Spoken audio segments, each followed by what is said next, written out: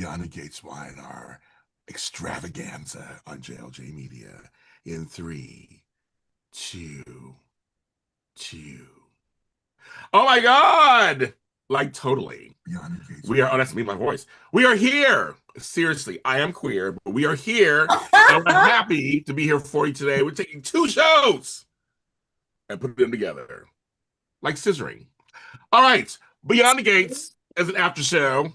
I know. It's an after show that we do that Miss Candy Poo over there does and A Russ 360 does. And we're happy to have them, of course. Hello, ladies. What up? Guys. But then us three with the lovely woman who floats across rooms and collects martinis along the way. Can we go there? Greetings. It's nice to be with everyone this bright early morning. Yeah, for you, yes, that is right for you. So we combine. So here's the deal: we are the Beyond the Gates Y&R crossover show for the Beyond the Gates Y&R crossover shows. Say that 5 times fast. You did it. Yes, you got it. We are here, and we're going to talk about both shows. We're going to talk about it. Yes, you got beef with wine. I see you guys in the comments coming in hot already. You guys are coming in hot already. We got beef, we got chicken, we got fish. Chicken wing. I got it all for Y&R, so yes, we do. So we're gonna talk about all kids. Don't worry. We're gonna break it down. We're gonna break it down like a 1984 rap movie. We're gonna do it. Yes, we're gonna do it today. But first, things are a little different. As you can see, I'm in charge today. This is my network. But He's the boy. He's the boy. Exactly. But I like my women's, so that's why I love working with them. And we're gonna have a good time today, folks. You guys are coming in. You guys are all coming in. I know all my children vibes. I get the whole thing. We're gonna talk about all the kids. So we're the only show doing this. I'm telling you right now. Other shows are like little bits and pieces or whatever, but we are doing it.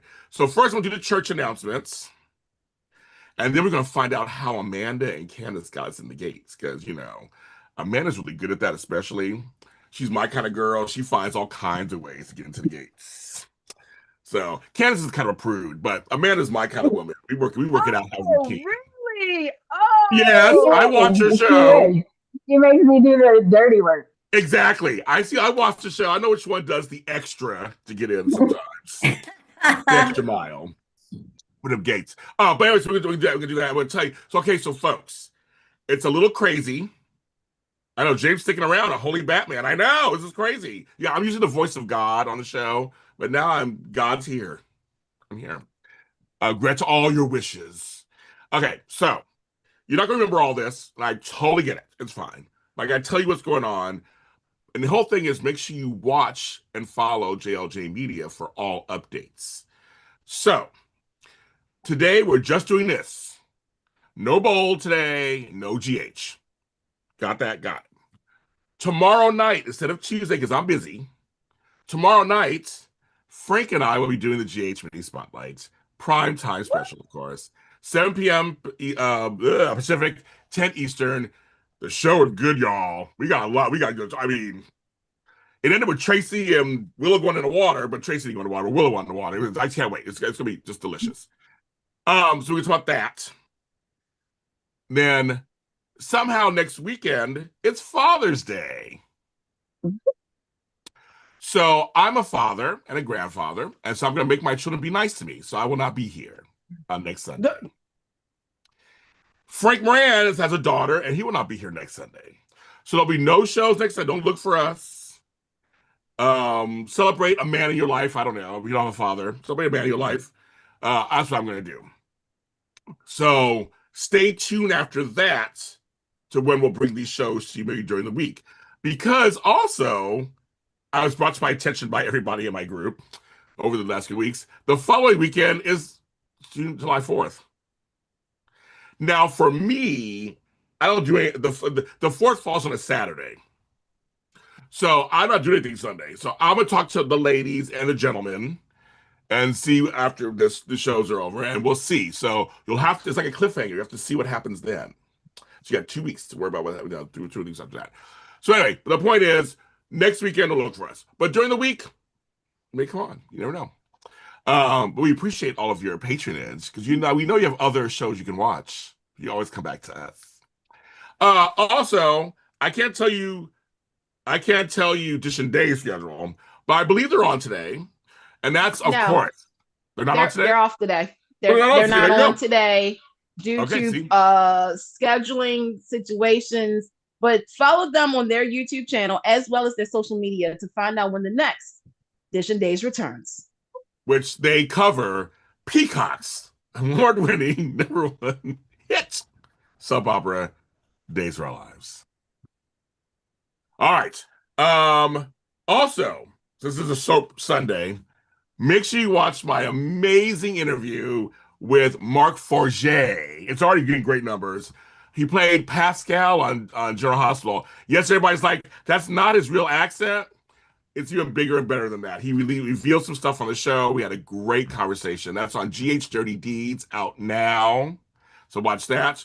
Also, I had an amazing interview with Tanya Crow on my Knots Landing after show. She played Olivia Cunningham for 10 years. She was Abby's daughter. And it turns out her father was my principal in junior high school here in Inglewood. It's a huge, crazy episode. It's wonderful. To find out what she's doing now, she's so beautiful. Oh my God. She's just amazing. So that's my Knots Landing episode. She has a great story about Natalie Wood. Great story about Natalie Wood. So check that out. I'm trying to give you the big folks. And I'm working on some other people. We're going to have some other people that come to these shows. We're always working for you here at JLJ Media. Is that all the church announcements? Thanks to the Zoom yesterday. We had a great Zoom yesterday. It was wonderful. We have another Zoom in 2 weeks, 2 and 2. So check that out. I see everybody's under George. You were there yesterday. And so was Candy Mac. Everybody in the chat room, hello, everybody. I know, sorry, no bold. That's just how it goes. You guys, you will survive. Trust me. All right. You will survive. Okay, ladies. So me and Tami and I. I do have some degrees. I do every fucking thing. I and Tami and I called the ladies and said, we want to go beyond the gates. We want to go and get in the Fairmount Crest. So let me have them tell you how they got us in. How did you guys get us in? So I can't disclose how I know this, but I received a phone call that Victor Newman's assistant had 2 tickets because Victor needed 2 people and their 4 eyeballs inside the gate because he wanted other things being watched, right? Oh. So I just volunteered, sort of. We're not going to discuss what I had to agree to do to get these tickets. But I talked her into it. I talked her into it. I got the tickets, and Candice, I got the tickets. Did I not? Well, I mean, you had to do some dirty work, but I had to go even dirtier. Yeah. You know, I had to really get on bended knees to provide some tickets while Amanda was, hopping around, hop. So, what's up, Stanley? Security guy. Let's put it this way. This time, we both had to do something dirty to get you guys in here. So you should be thanking us. All right? It's alleged. Allegedly. Was it worth it? Were all these dirty deeds? I mean, was it worth it? You guys got in on the gates. I mean, we will find out how you guys survived. I almost got killed by a tornado. Survived. You're in the hospital again. That's true. I got to see Bill because I'm like, he's a tall drink of water in real life. Jesus Christ, Jesus and crackers. Oh yeah. Real quick, I did say this that once you guys get beyond the gates here, you guys have to be on your best behavior and no flirting because we know how both of you guys operate. Yes, we're gonna need you on your best behavior, Tami. Okay, don't, Aaron, we need you on your best behavior, okay? Do not draw attention to yourself, okay? All right. Promise. I mean, I can't promise. I couldn't promise shit, you guys. I was in there working my way through the crowd. Don't worry. It was all safe. It was all safe. It was all safe. He was working all right. I was like, we got video. I saw Kyle. I saw some people that was like, We all saw Kyle, didn't we? Okay. Did we all think? I mean, in that elevator. Oh, I'm sorry. Did I say that out loud? Dude, I was on the steps. I was in the hallway. I was under the tree. You're under the tree. Oh, dang, you was under the tree. Oh, Tammy got hurt though. Like, yes. Yeah. It's so. Oh, sorry. Well, we're in. So we got it. Tammy was under the tree. I do not. I think Tammy was under the tree. Hey, Amanda. So Rebecca and I actually, you have your Bluetooth on. Do you have your speaker? Because you sound like you're in a tunnel. Oh, it's like you're muffled. Okay. Yeah, it's a little muffled. But she's saying Tammy. So Rebecca's saying Tammy is so quiet. I hear. I hear Tammy. Me? You know why Tammy's quiet? Tammy ain't quiet. She's taking a look at all the yummies in that room. Okay, she's trying to find out who she can be under the tree. Oh no, I know who she was going to tree with. Under the tree, under the table, under the stairwell. Okay. Under the stairwell. That's where me and Kyle at. Under the elevator shaft. There's just a lot of unders in this episode. She is into. She is into. No, so just talk amongst yourselves. Oh, you talk amongst yourself. You sound better. But no, Tammy wants Joey Armstrong. That's what she wants. Can you guys hear me now? Is that better? Yes, better. Yes. Okay. Yes. So let's start all over again. It's all again. I said, well, no. Tammy was not under no damn tree. That's what I said. Yes, she was. It was called Her Tree is Joey Armstrong. You see how long he is? Like, hello. Like, they're all. Let's start with Joey, Tammy, you know what Tammy thought about? Running and pushing Abby out of the way and standing there and waiting to get rescued. Wait a minute. Tornadoes really turn. Wait a minute. I like this comment. Tornadoes really turn so people on. I know. Okay. Somebody was turned on in that elevator, wasn't they? They were. I mean, shoot. But wait a minute. Before we go ahead, Tammy. No, I was just my question because I don't watch this all the time, and I love this week was phenomenal. Is it like this every week? Sans the tornado, but is the drama and the pacing like this every week, or is it like a soap where it's got its cyclical? It goes up and down sometimes. Because but it's quite but it is exciting. It's a lot going on because it's everything. Unlike you know what, Shady Sunday. Unlike Young and the Restless. On this show, there's at least 2 or 3 storylines that you're invested in or you're going to be taking a look at. Nothing is really a snooze fest, as they call it. So, but this week it was because, again, everybody who has issues, they were all in the same room. Yeah. And they had to work together. Me to watch. Yeah, work together. You didn't know what relationships was going to change because some relationships did change. But it has its ups and downs. But this was like. This is really speaking of up and down, Rebecca in the chat says, "Did Danny and Bill really do it?" Absolutely. They did. We'll get there, folks. We're gonna get there. We'll get to it. Okay, so everybody's getting ready. Everybody started talking already, but we'll get to it. I just want to say really quick. Okay.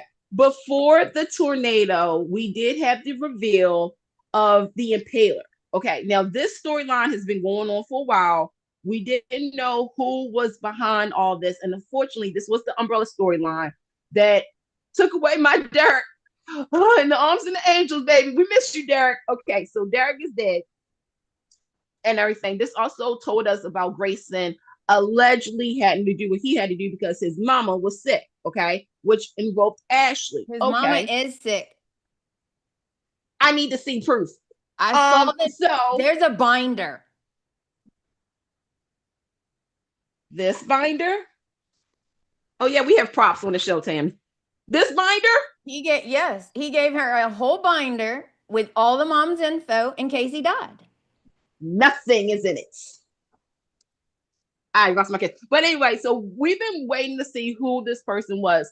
People were speculating that it was either Heather, not Heather, somebody at the hospital, or the recently departed Doug, because Doug, has been brought up a lot.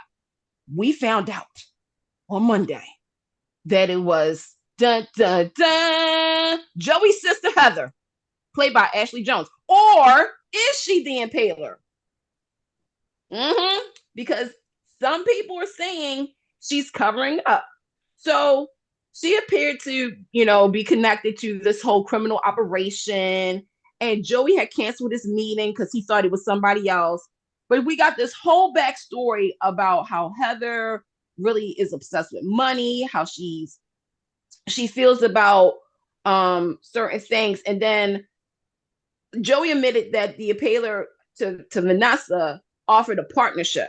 Now, keep in mind, Vanessa has been talking about his sister, wanting to meet his sister, and we find out that she's allegedly the Impaler. That's caused all of this drama. But I don't think she's really the Impaler, you guys. I just think she's the person to go through before you get to the Impaler. So my question is, how did you guys feel about Ashley Jones? Like her first impression of Ashley Jones on the show. And are you disappointed that she could be the Impaler, or are you like me thinking there's somebody else? I'll start with Tami. Well, so this storyline was brand new to me. And the Impaler kept coming up. I knew Ashley was coming on to the show. So when that reveal happened, it's like, oh, she's the Impaler. But I didn't really understand the gravitas to that, of the history, what the Impaler had done. Right. And then as the episodes rolled on, like, oh, this is not a good person. And then who was it? Jacob? He's the cop, right? Yeah. He's got revenge. He's out for revenge. When he says, I've got a lead on the Impaler and I'm all, it's not going to be that easy. No. Something at that level, it's not going to be that easy. Oh, it's this guy. Anyway, I hope it's her, because I would love to see those dynamics between brother and sister. I would love to see that. I would love for John Lindstrom to have that kind of meaty storyline with family. Yes, me too. I think it would be a good story. And I would love to see Ashley just, get some good stuff and play that kind of a character. And I do believe it's her, because no one else believes it. And I'm super excited because everybody knows I love her. I love her. I don't know why she's not on Bold right now. She is such a good actress. I absolutely love her. And she is so sweet as a person, too. So I'm so happy for her. Well, Amanda, how did you feel? Because we've talked about this where, again, she's a new character. This has been a build-up storyline for a couple of months now. Now it seems that she is the person behind it. She's the puppeteer. She's doing all this work. How did you feel about the reveal? Oh, I loved it. I was excited. I think it would be awesome if it was her. Because like brother, like sister. like, because they're dad, too. They were like their dad, too. Well, yeah. What did you think, James? Were you surprised? So, like Amanda, I like Ashley Jones, and I know her off camera, and she is a very nice person, and can act. I've seen her in other things outside of soaps. It's like Tabby said, I'm like, finally, we're giving her something. That's the beauty about having a fifth soap, almost because like we can actually put people on there that maybe the others don't want to do it. Okay. I thought it was ingenious. I'm with Tammy. I hope because it's a woman. I hope she is the impaler. I hope it's not. If they're making somebody else, I'm gonna be pissed. I hope it is her. And also, here's the thing that nobody's talking about. We're learning more about Joey. Mm-hmm. When she mentioned the father, he was like, "No, bitch, we didn't talk about him right now." And like, so there's more something he did. He did a number on them basically growing up. So now we're getting another side of him. That's soap 101. That's like kind of show the backstory of the villain, so to speak. I mean, kind of thing. And I think that's a great thing. And like Tammy Amanda said, the dynamic of brother and sister. It's like it's his sister. So that changes everything on some level, right? And when it comes to family, that's a whole different dynamic, and of dealing with somebody than just like some dude or some chick who's an impaler. It's like no, this is his family member, and their whole exchange was beautiful. The way they did it, they were cordial, kind of loving, kind of cautious. I mean, it's again, and nobody's talking about John Lindstrom. Come on, folks. We're seeing him get a chance to act. He's not just Kevin Collins, but okay, Laura, whatever you say. Like, because Ryan's gone. Ryan was a masterpiece to me. I loved Ryan. So, but I was like, but now we're getting to see him in another role. He looks great, first of all, also. But he's so good. I just thought the Impaler reveal, I actually enjoyed it. I thought it was great. I hope they don't change it. I hope they don't. I know. Okay. Me too, because it's interesting that it's a woman too. Very interesting. Wasn't just a really quick, I'm having GH flashbacks. So Ava and Julian, I always loved the brother-sister relationship. But wasn't there a sister, like an evil sister? Olivia. So she was also a sister of Julian and Ava's, right? Yep. Okay. So if Ashley Jones, if Heather does turn out to be the impaler, I wonder just how villainy she is. I'm curious how far they'll push that. Because does Joey have a conscience? He saved Abby. It's still being debated. It's still being debated about Joey. If he has a soft spot for someone, then yeah. But normally, no. Okay. He's a very complex man. Okay, so he is very complex. I said on the show, if Ashley was to play the impaler, I was going to be upset. And the reason I said that was I feel as though we spent weeks upon weeks trying to figure out what character would shock us. And the fact of, wait a minute, hold up, let me sit down and think about how this character that I've been seeing for a while is the impaler. So that's why I was saying, throwing out people's names that's at the hospital, like a Shanice. I know everybody was saying Doug. It had to be like such an impact. Okay. Now you do have it where it seems that Heather is the impaler. And I'm not saying that that's not a smart way to bring a new character in. It's just, again, we are also fans, so we know how this operates.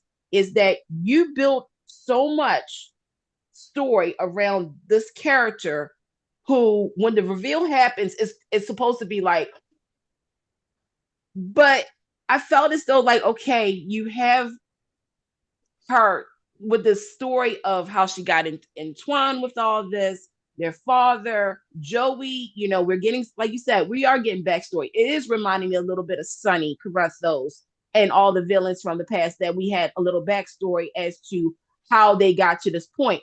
But for me, I'm still thinking, just like with Grayson, there's something else to the storyline. I feel as though Heather is a red herring and that she does talk to somebody else who I do actually hope it is a woman. I'm hoping to be completely 100. I hope it's oh my gosh, what's her name? That's the new chief of staff. I actually hope it's her. Great. I actually hope I hope it's somebody, because again, you would not expect for this person to be doing all of this, because there's such good people people who care and whatnot.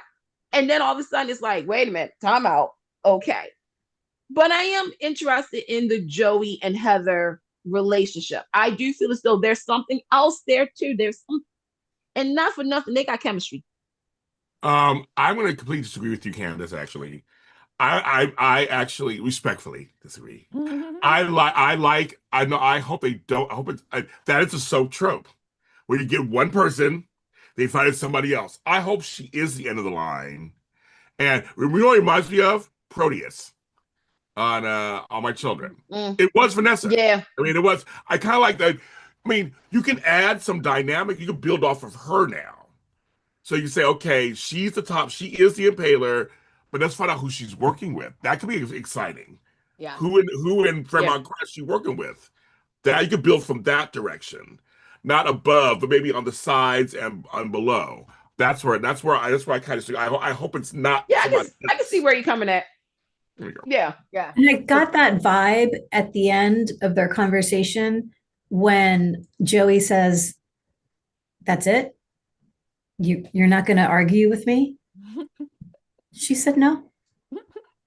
You do you."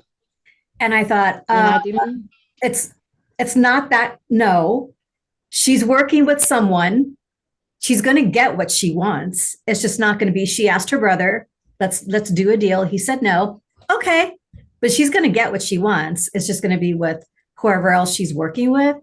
So I'm looking forward. I hope that's the smart. I love when they're also like, he's like, "Keep in touch, sis," or whatever. I started laughing. I was like, that's kind of funny. To keep in touch. And then when he thought he saw her, and it was Leslie, I was laughing. It's like, oh my gosh, I'm like, hilarious. Come on now. He said, "Keep in touch," and she said, "Oh, I intend to." Yeah, that's what it was. It was a cute ending of that too. It was kind of like, okay. I mean, I was interested. Instantly, with those two actors, everything, I was all in.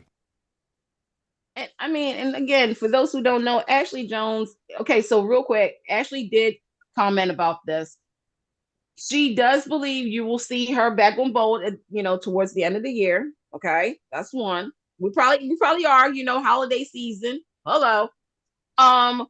So stay tuned for that, because what I like is that everybody is matching a little bit, because I mean, John Lindstrom, General Hospital, all that stuff. We'll see. All right, now real quick before we get to it, we need to talk about Naomi and Jacob. Oh my gosh, we got some things happening now. Go ahead, Amanda. I do. I want Tami. I want your first impression of Jacob. Just your first impression of him. You haven't watched it that much. I want to know your first impression of Jacob. He's a hothead. He's emo. But I understand that he was best friends with Derek. Okay, Mhm. someone kills him and he's upset. I get it. I think he's reckless and can do more harm than good unless he checks himself. Now, the funny thing is his character is not normally like that. So here was my other question. Besides Bill and Joey, are all the other men this nice and this good and this? They have issues, right? But like everyone just seems like such a good guy. Is that the canvas we're living on? They make mistakes, but they're at the heart of it, they're just really good guys.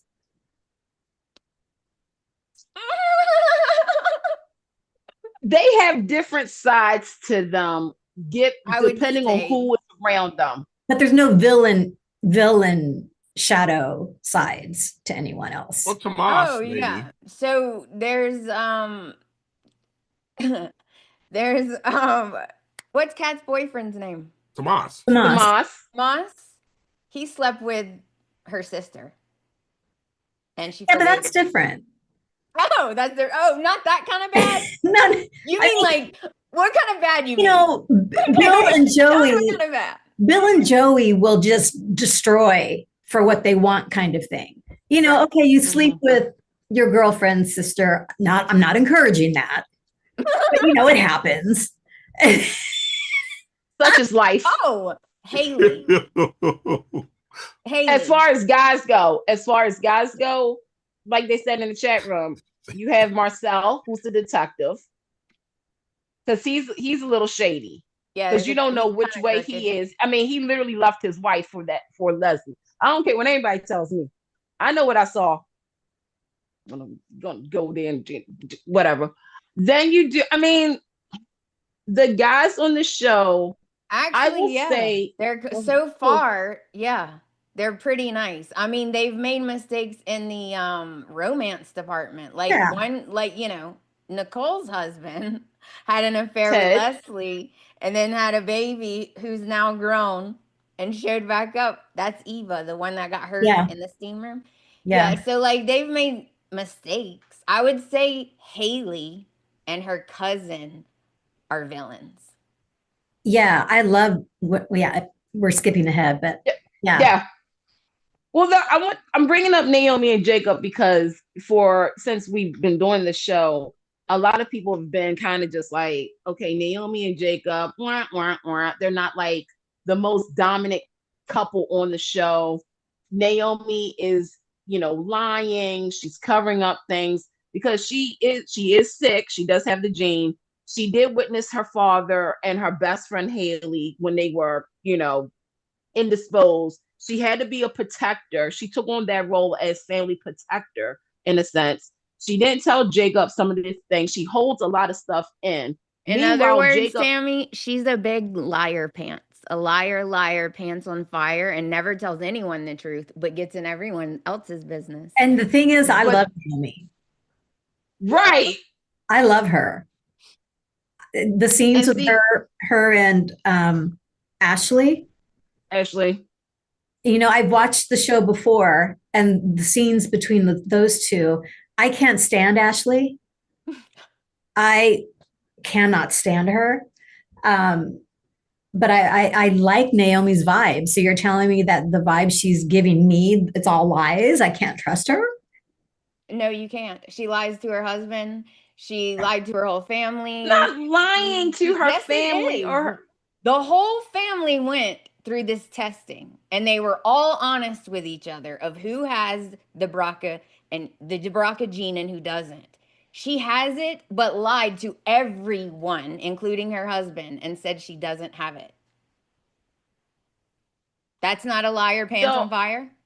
So the thing is, and I've been very defensive of Naomi because I feel as though we all are Naomi in the sense of when you have people who are sick, you don't want other people to worry about you because that's 3 people that you have to have the sympathy for. She also has to think about her job, right? Because once you tell your employer that you're sick, what's the first thing they're going to probably do? She doesn't have the cancer yet. She only has what I'm the saying, gene. But some people will look at it as she's sick, and in some workplaces, even if you say I got tested, I don't have this, but I got, all they're hearing is, okay, she's a liability for the near future, so we have to kind of play it safe with her. She's thinking at the time with Jacob was about to go undercover, Tammy. So his mindset was he has to be focused on this mission, or as we all know, you go undercover, you're going to F up, you get pop. So Naomi was thinking about that. Right. She does have issues. She made the decision for him that he's not man enough and strong-minded enough to take her news and also do his job, which he's trained to do, which he's been doing. She decided but he's not that strong. He's not capable of hearing her news and still doing his job. Which she again, decided that. And I'm with her on that because again, I can't afford my husband to be thinking. Again, you have to stay focused when you're doing undercover work, and that alone is an emotional pull. I don't care, Candice. You don't lie to your husband. It doesn't matter. But did she lie to him, or did she keep a regular the cop? Every day he goes out and it's dangerous. So you have permission to just lie to him all the time because his job's dangerous. Or he's in the military and he's overseas. So you have the right just to lie to him because his job is dangerous No, you cannot lie to your husband, and she's going to lose him because he is a goody two shoes normally, Tami. So yeah, she's gonna lose him. So here's the thing with that. You're agreeing with Amanda in the chat. Interesting. They're agreeing with Amanda in the chat. Like that. But here's the thing. So Naomi is worried about Jacob because Jacob is consumed with Derek's, like this whole thing. Okay. To the point where he forgot about the fundraiser because he's so focused on this case. Now, last week we said that Jacob is experiencing early symptoms of PTSD. Definitely. So on top of that, dealing with Naomi, because here's the thing, Naomi is trying to figure it out. How do you tell somebody all of this? Because she's herself, and we've talked about this, like when you find out something is wrong with you, your first instinct isn't really to be like, ladies and gentlemen, you have to kind of handle it the way that you have to handle it. And again, because we saw Naomi's story kind of unfold a couple weeks ago when they gave us the backstory about Bill and Haley. She was the first one to see her father and her best friend in that situation. That scene alone, when she was trying to make sure that her mother didn't see it, that was also that protector gene that she has. She's a lawyer, okay? I don't see her, this is just me. There's lying and then there's holding the truth. Nope. Okay. I look at it like that because a lie is, and it also is an instinct. Your husband is not a person. Your husband is not a person or a no one else. He's not a somebody else. He's your other half. Never okay to lie. It is never okay to lie. It's going to come back later and bite you in the ass. You're right, Candice. I totally agree. She has every right to lie to her whole family, but not her husband. I think I'm just reading the chat. What do you think, James? Just make 2 cents. Because it's funny, the whole chat agrees with Amanda. It's one of those things, as a person who is going through something like this right now, I think it's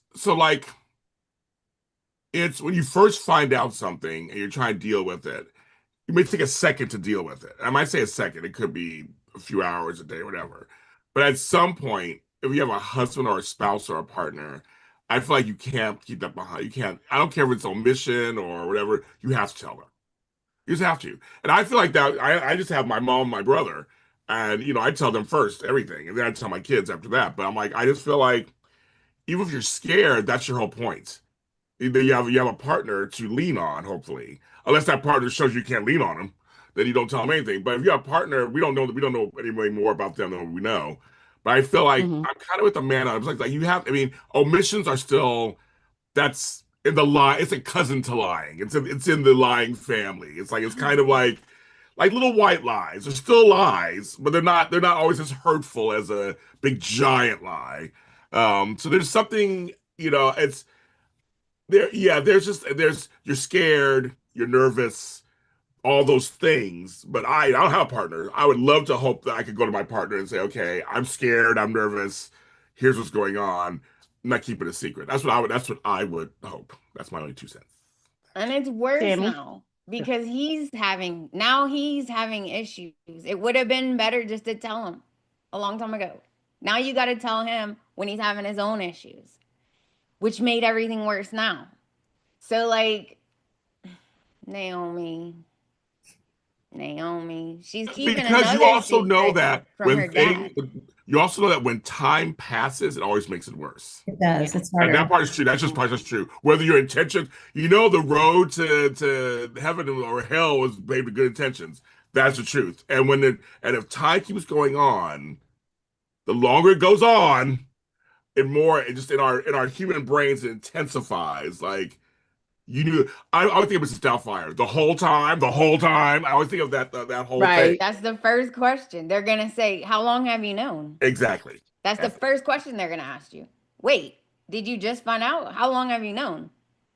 I will say because of the circumstances, because Jacob, right, was undercover. If I were Naomi and I found out about my health situation and my husband was undercover, I wouldn't say anything. It was before he was undercover.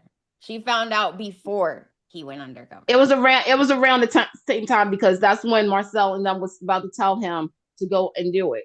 It was literally like 2 weeks in between. He didn't start the undercover yet when she found out. Okay. He had many opportunities. He hadn't processed everything yet, to James's point. Yeah. Because they also had the baby situation of, them talking about having a baby. And she said, she wanted to wait because she wanted to establish her career. And again, I see you guys saying in the chat room, you guys are seeing it both sides, because it was a lot to deal with her mother having it, her grandmother having it. So when you have two people in your family that everybody does, is protecting and everything. And this is how I said it is, whether she has it or the gene, it's that whole, I don't want to deal with the people saying all and asking me all kinds of questions when I don't have the answers to it yet. I don't even know how I'm feeling right now, because it's one thing to hear my grandmother, but then you're going to tell me my mother. And then on top of that, I'm dealing with the fact of, okay, I have something after I just talked to my husband about a baby that I know that he wants one day. On top of that, I have to deal with Haley being in my damn face all the damn time. I'm talking about a baby. On top of that, I have to worry about my job. On top of that, so she feels as though she's trying to handle it like a superhero. And I will agree where it's like, okay, there was times, because remember this too, Amanda, before he did the undercover, she was going to tell him. And she didn't, because we all know that sometimes when you get ready to tell somebody something, you play the worst case scenario and you freeze. And then afterwards, but you know what? This is what he's gonna hear. Excuse. I don't hear one reason to not tell me. Excuse. You. Your feelings. You. That's what he's gonna hear. And Amanda's not wrong. For men, as a male on this panel, that's all we're going to hear. Yeah. But she's getting frustrated. Going back to this, she's getting frustrated on the fact that, again, he's not, both of them are guilty in this. They're both not communicating their feelings right now. Because, again, Jacob is going through something. He just lost his best friend. I was mad about that, by the way. I just want everyone to know, I don't approve of killing Derek. I said hurt him. I didn't say kill him. I said just give him I don't know, a sickness or something. Don't actually murder him. They murdered him. Well, there had to be a casualty in this situation. But going back to accident. But really, in all honesty, like both of them right now are dealing with a lot and they're not communicating. And that's going to be the bigger thing, is how all this comes out, is that, again, Naomi is going to tell Jacob and Jacob is going to take it. But also if Jacob does something, and right now, I'm with you guys. I feel as though because Jacob is so overwhelmingly consumed regarding this case, that he is going to do something that's not going to be very Jacob-like. Oh yeah, he's not acting like Jacob at all. Normally he's very nice and quiet and the voice of reason for everyone. So yeah. But Jacob is working. So now let's get to the meat and bones, the meat and potato. This is what y'all really wanted to know. I'm excited because I want to talk about the all right, I'll shut up. What do you got on your notebook? She has a notebook. We got What's next on the notebook? I really don't. Look, screw the notes. Okay. Oh, can we talk? I want to talk the helicopter. Please, can we talk about the helicopter scene? It was the best thing ever. Well, we got to peel it back. Because we got to go to the Young and the Restless first. So on the Young and the Restless, as we all know, Victor, is dealing with this AI, Maclock, all that junk. We'll talk about that in a minute. But he's all nice in his suit and tie. And he's like, my baby, I'm going on the airplane, helicopter. So we see him leave the GC. Okay. Now, for the people at home to do math and also to do locations, because somebody on this panel kind There's of a got time difference, but they're not that far there's away. a time difference, folks. But not okay. only by 1 hour. Only by 1 hour. Oh, are you giving yourself up for a second? Yeah, I don't care. The other thing is, I've been to Wisconsin, and I've been to, well, I've been through Maryland. But You I've been to through Wisconsin. the train. I had a train. I went through Maryland. They're not that far away, but I thought it was Eastern It's an Standard hour. Time. It's but a different Central. time zone. So, but anyway, so then all of a sudden, Vernon and them, they're outside the country club. If you take a look at the scene when the helicopter of Newman Enterprises land, take a look at the left-hand side of your screen, folks. You actually see the tornado swirling in the background. So that means that when Victor Newman comes to town, rest assured there's going to be a tornado somewhere. Okay, just pointing that out. So you have Victor Newman. Folks, history was made. I loved it. It was so grand. Like, that is exactly how a rich billionaire corporate businessman would arrive to a meeting or a gala. And I loved it. I loved the whole thing. I was like, this is amazing. It's Victor Newman, folks. I mean, come on now. Like, and I like the grand entrance. To me, what's weird? It wasn't J.R. Ewing grand. And if you watch Dallas, you'll understand that reference. But to me, it's like, okay, Victor Newman is here in Fairmount Cross. And the way that they established, it felt like we've seen Vernon and Victor before. The way that Clifton Davis and Eric Braeden just rolled off of each other. Like, you would have sworn up and down. They had chemistry. You would have sworn that Vernon was on the Young and the Restless. That this is really Amanda and Hillary's father. I say what I said, and I'm not taking it back, folks. But they established that these two families and they all known each other for all this time, and we're just finally seeing them hanging out. I was so impressed with that, because usually with crossovers it's like, hi, I'm Victor Newman. Okay, we know who you are. But it just felt organic. So I'm going to ask James and Tami, how did you guys feel that the Victor Newman, I feel like there should be a when I say Victor Newman's name. With your first time seeing the interactions between Vernon and him, what were your thoughts? Can we go first?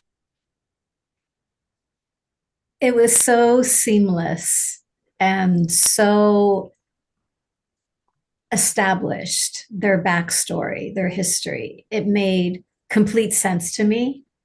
I was so excited along with them as they were in the back seat of that Suburban or whatever it was, and having a cocktail and just having a few minutes alone together before the event, going into the event, because I know what that time means to old friends. Okay, before we go in, can we just, so happy you're here. It's so good to see you. It's like, oh, I love this. I love this. It humanized Victor for a millisecond for me, because James's point, Victor fatigued. But Jack mentioned it toward the end of the week. Of course, Victor is back in Genoa City. We're here bruised and dirty, and some are dying, and he's unscathed. Once again, the great Victor Newman is unscathed.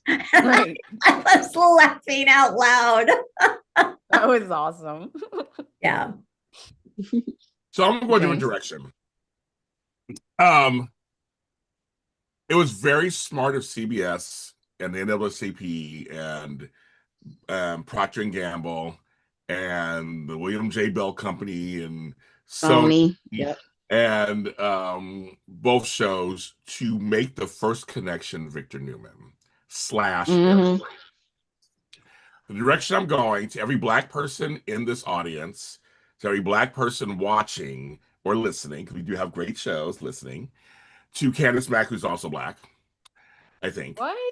It's crazy. I didn't know that. Yeah, I know it's crazy. I mean, she's Black. Everybody, I'm outing her. She's Black. And my brother said it too. He's also Black too. So it felt like they were giving Eric Braeden and Victor Newman his flowers to be first to go on to this big crossover event. So I think it's very smart. The Black community loves Eric Braeden and Victor Newman, the character Victor Newman. Yes, they do. And so I'm going that historic direction, saying that was a smart move. The two titans of both of these shows are now connected forever. And I thought having him, we'll get to it further, him speaking, when everybody stood up and clapped, I was like, that's his flowers. You guys have to understand something. Because I'll defend Eric Braeden until my last breath. How much he supported me in my career. He's 85, 86 years old, kids. I believe, and he has earned his place in soap opera history. He has earned his place in the soap opera world. He is similar to a J.R. Ewing, Larry Hagman, or a Alexis Joan Collins, or a Donna Mills / Abby. I forgive him some things. That man was like, I am not going to be part of no tornado storyline. He's like, get me back to my safety. I'm too old for this shit. He ain't doing that. I thought the same thing, James. He's like, I'll do this one. I'm not. Right. His contract was like, I'll do all this, but then give me back home. So I chuckled. But I say, you know what? If anybody deserves any of that, he would be Eric Braeden / Victor Newman. And how he came in grand style, like you said, how the conversation, it was, to me, historic in that way also. And I know people don't want to bring up race or whatever, but it's just truth. It's just very much, the Black community loves him. They do. Yeah. It's on their nerves and stuff. That's all natural stuff. But I mean, he's revered. And he loves community back. So I thought, see, these folks are smart. Michelle Valsino, they're smart to start off with him and then bring on these other characters who are also great and wonderful. But I think the Victor Newman part was very, like, to all your points, they wrote it was seamless. It wasn't out of character. No. Nope. It was a great introduction to this week of story we're about to get. That's my and also, because if you guys follow most of the Beyond the Gates cast members, and I'm gonna, Sean Freeman, who plays Andre, he literally said something that we've all said. Victor Newman raised us. He literally raised all of us in the community. And so I definitely agreed that was smart, because everybody was, from the Young and the Restless point of view, people was like, wait a minute, Victor Newman is going to go over to another show. Keep in mind, the only time that Eric Braeden has crossed over was on Bold and the Beautiful. Yeah. Well, y'all remember that. But the thing is, he flirted with Brooke. He met Brooke. Yeah, you took the elite and have them come over to mix it up. This could have been a fail. To be honest, it could have been a real fail. But they were smart in who they picked to be the first to kick it off. Candice, 1 second. Candice, 1 second. Mick Floyd, you get comment of the day so far. He's all, Jeannie Cooper would have done it. Oh, you know Jeannie Cooper would have done it. Oh, you know Jeannie Cooper would have been over there. The tornado, moving that hot burning pipe off of the girl. You win, Mick Floyd. That is hilarious. She would. No, you're right. She would. She would. But this does question. I do have a question for the chat and for you guys. Now that we've established the first 6, okay, and I believe that we're going to have many more crossovers between Young and the Restless and Beyond the Gates. Who should be the next? I'm going to say 3. Would you select from Young and the Restless to come over to Beyond the Gates? We're doing that. We're doing that right now. We got a lot to talk about first. I thought we should. We're going to talk about this, but I just want to see. Well, people where your mindsets would be at. Hey. Oh, you go. DC reteacher says, "True, James. He did die on the Titanic, so no tornado for him." So what I don't understand is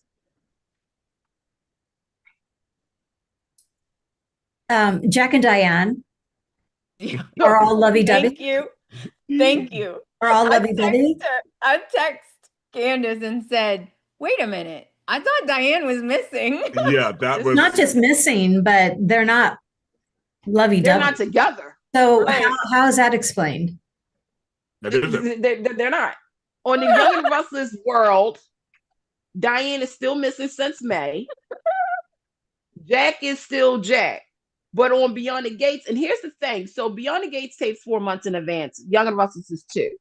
Here was the problem. Everything else kind of synced up a little bit, except for that.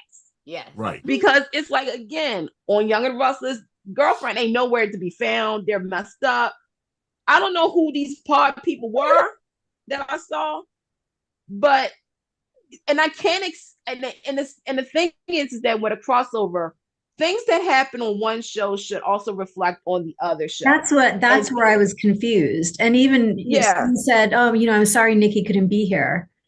And Victor said, "Yeah, she sends her apologies." And I thought, okay, well, that makes sense. Right. Right. If they are indeed tying in what's currently going on in Genoa City, like, okay, there's like, yeah, she couldn't be here. But Jack and Diane, I was just befuddled and confused. That was the question mark of the week. Was like, wait a minute. I made up my own story that he got in touch with her and begged her to go with him, and she gave in and went with him. I just made up my own story in my head. Oh, there you go. Yeah, that works. Here's my thing. It reminded me.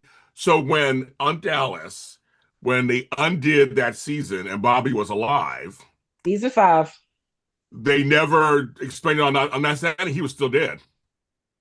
True. So I remember he had Bobby and Betsy. They named the child Bobby because Bobby had died. So they never changed it. So they could never do crossovers ever again until the reboot of Dallas. But they couldn't do crossovers and not say anymore because on his show, the producer said Bobby's dead on our show. So I felt like on this one it was like we want Diane there, so Diane going to be there. Yeah, I love seeing them together and me too. It's like, oh, I know, right? All right. I like how they were written in character, like everybody. And by the way, before the end of the show, I'm going to get their 3 of who they think should come over to. That's fine. I was just saying we can get to you. I just want because there was a lot. So all right. So another thing is, Victor, watch your hands with Anita. Okay, look. I don't see this tells you I was really paying attention to every little thing. We know Victor Newman got swag. We all know this. Oh, he was when he big time. He was all day, every day. His hands, I'm like above. I'm like, what is this hip saying? What's going on here? And look, I'm like, you know wasn't pushing him off either. I mean, in another you push him off? I mean, hello, it's Victor. It's Victor Newman. Yeah. Like my mother said, because he's still fine. I was like, he's still fine. I'm like, okay, girl. Like, yeah. So Nita was like, that's right, Victor Newman. Okay, that's fine. Like, how you doing, baby? Now you know who got on my nerves? Leslie. Oh, really? This woman, even though she's an opportunist, what? She feel bad for her? I felt bad for her later, but for right now, I didn't. Because here's the thing. She overheard the guest list. So she's like, ooh, Victor Newman's going to be there. Jack is going to be there. So she tried to get into the fundraiser. This girl didn't have a ticket to save her life. So she begged. She pleaded. She was like, oh, please, I'll be on JLJ Media. I'll sing and dance. I'll do all of this. I'll be a part of Voices of Daytime, which is on JLJ Media. Make sure you guys like and subscribe. Okay. So at the same time, she's doing all of this, and she even begged her daughter yet again for Eva to do her dirty work. Eva refused to help her. Round of applause for Eva, y'all. She finally said no. Yeah, she actually stood her ground. He stood her ground for the first time. Yep, and almost Yes. died. But Yep, I yes, felt like we it was. can. But I felt like it was in character. That's what. Totally in Oh yeah, it character. was in character for Leslie to it do was it. hilarious. Yeah. But I want to know from Tammy's point of view.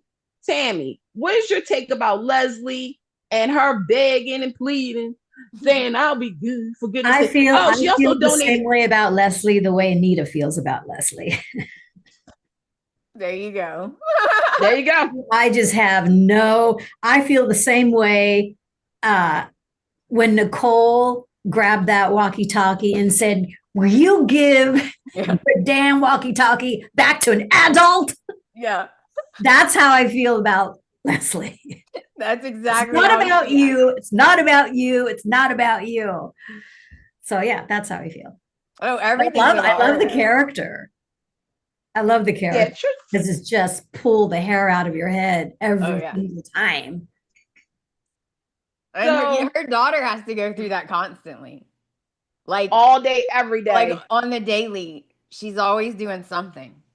And her daughter's like, why? What did you do now? So yeah, I would hate to be her daughter. Now, Jeez. you had Danny freaking out seeing Diane Jenkins and Jack Abbott, which was kind of cute.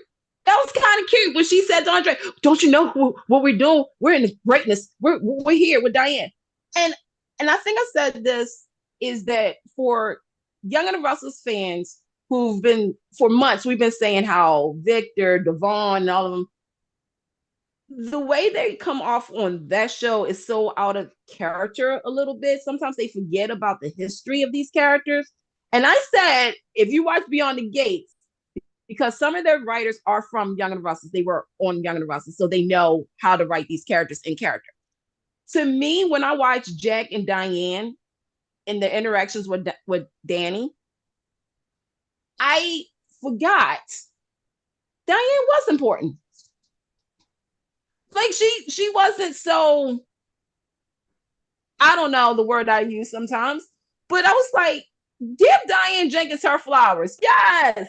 She wasn't always psychotic and doing, modeling the houses and stuff. She was a person. She was somebody. And she was like, I'm surprised you knew who I was. And I'm like, where's Michelle Stafford? Now that's my pick, by the way. I want Phyllis on this show. That's who I want. Okay. But I was just like, I like again, it wasn't over the top. And just seeing how the show matched up certain people, because again, you got Devon and Danny. They had chemistry. Okay. I know. You got jealous. And look, Andre and Abby both were side. Andre got jealous. Yeah, Devon and Danny, I love that. Was awesome. I love the chemistry between the two of them. Too. I mean, there's something in another lifetime. That was something. Go ahead, Tammy. No, who's the purse designer? Yes, that's my next thing. I absolutely love that they put Chelsea with Abby because Abby is so stylish. Yes, I agree. And Chelsea's my favorite, by the way. They put Chelsea with Abby, which I thought was amazing because Abby's always stylish. When me and James interviewed her, when she walked in, I was like, good God. I even said to her, I said, you're so pretty and your outfit's so pretty. Mm-hmm. And she said, I didn't pick it. Right. And the thing is, and also the thing was smart was they incorporate I was the naked heiress. They brought that up. Yup. That was kind of fun. I never heard about that. You haven't? You didn't have my God. So Tammy, that was played by Emmy Rylan. Yeah. Before she became Lulu. She was the Abby. Oh yeah. Yes, right off of Gone Light. I love that storyline. Loved it. She's like, I'd rather be naked than to wear fur. Yeah. She was on a horse. The whole thing. She even went and pulled a Nikki Newman. She literally got into a champagne glass right at the party, and she was like stripping and everything. Oh yeah. Yes! Oh yeah. It was good. It was good. So I'm glad she's the one who sued Victor first. Yes. For that $5 million to $10 million that Jack never paid her back for. Yes. And she was with Daniel. Yep. Oh yes. It was good. It was a good storyline. But the whole thing was like going back to the Chelsea things. I mean, we won't be here all day long talking about stuff. Chelsea and I agree with you, Samantha, had chemistry. Diane was supermodel in the 80s. They did Yep. their research. Like they did their, and so who they paired them up with, like you said, it wasn't over the top. And with Abby going like a mom bag, but like stylish, that's what's happening these days. Like now we're getting that kind of so it's like, so let's talk. I just thought it was just such a it was like well the problem with this is though, I gotta be the downer for a second. Oh. I know. Okay, the problem good. is they don't use these bitches on Young and the Restless. No. So now we're seeing how good they could be on a soap opera. Right. And It's not on the regular soap opera. So And James, once remember I said that. once this leaves, we ain't gonna see Abby again. That's it. You ain't gonna see her. That's why I thought that chandelier was going to be the end. Look, wait a minute. We'll Hold on. get there. We'll get there. That was- Yes. We're gonna get there because here's another thing that, and again, I agree. Whoever decided to pair certain people up, I must commend you. Yes. Because the breakout, the most talked about twosome that came from this crossover. And again, nobody saw this coming.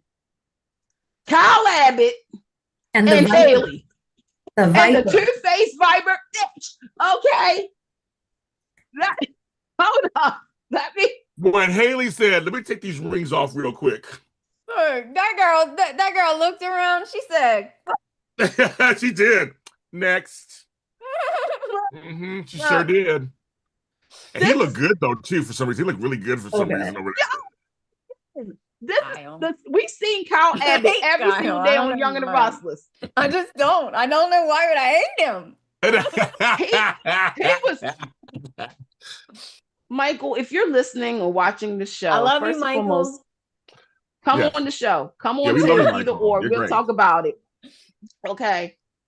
But this was such a sleeper hit in the sense of, again, when they told us who was coming, we was like, okay, Devon has history with Anita, Vernon, all that. Okay. And I like how they did that too by saying that everybody knew Martin through school. They knew the Duprees, all that stuff.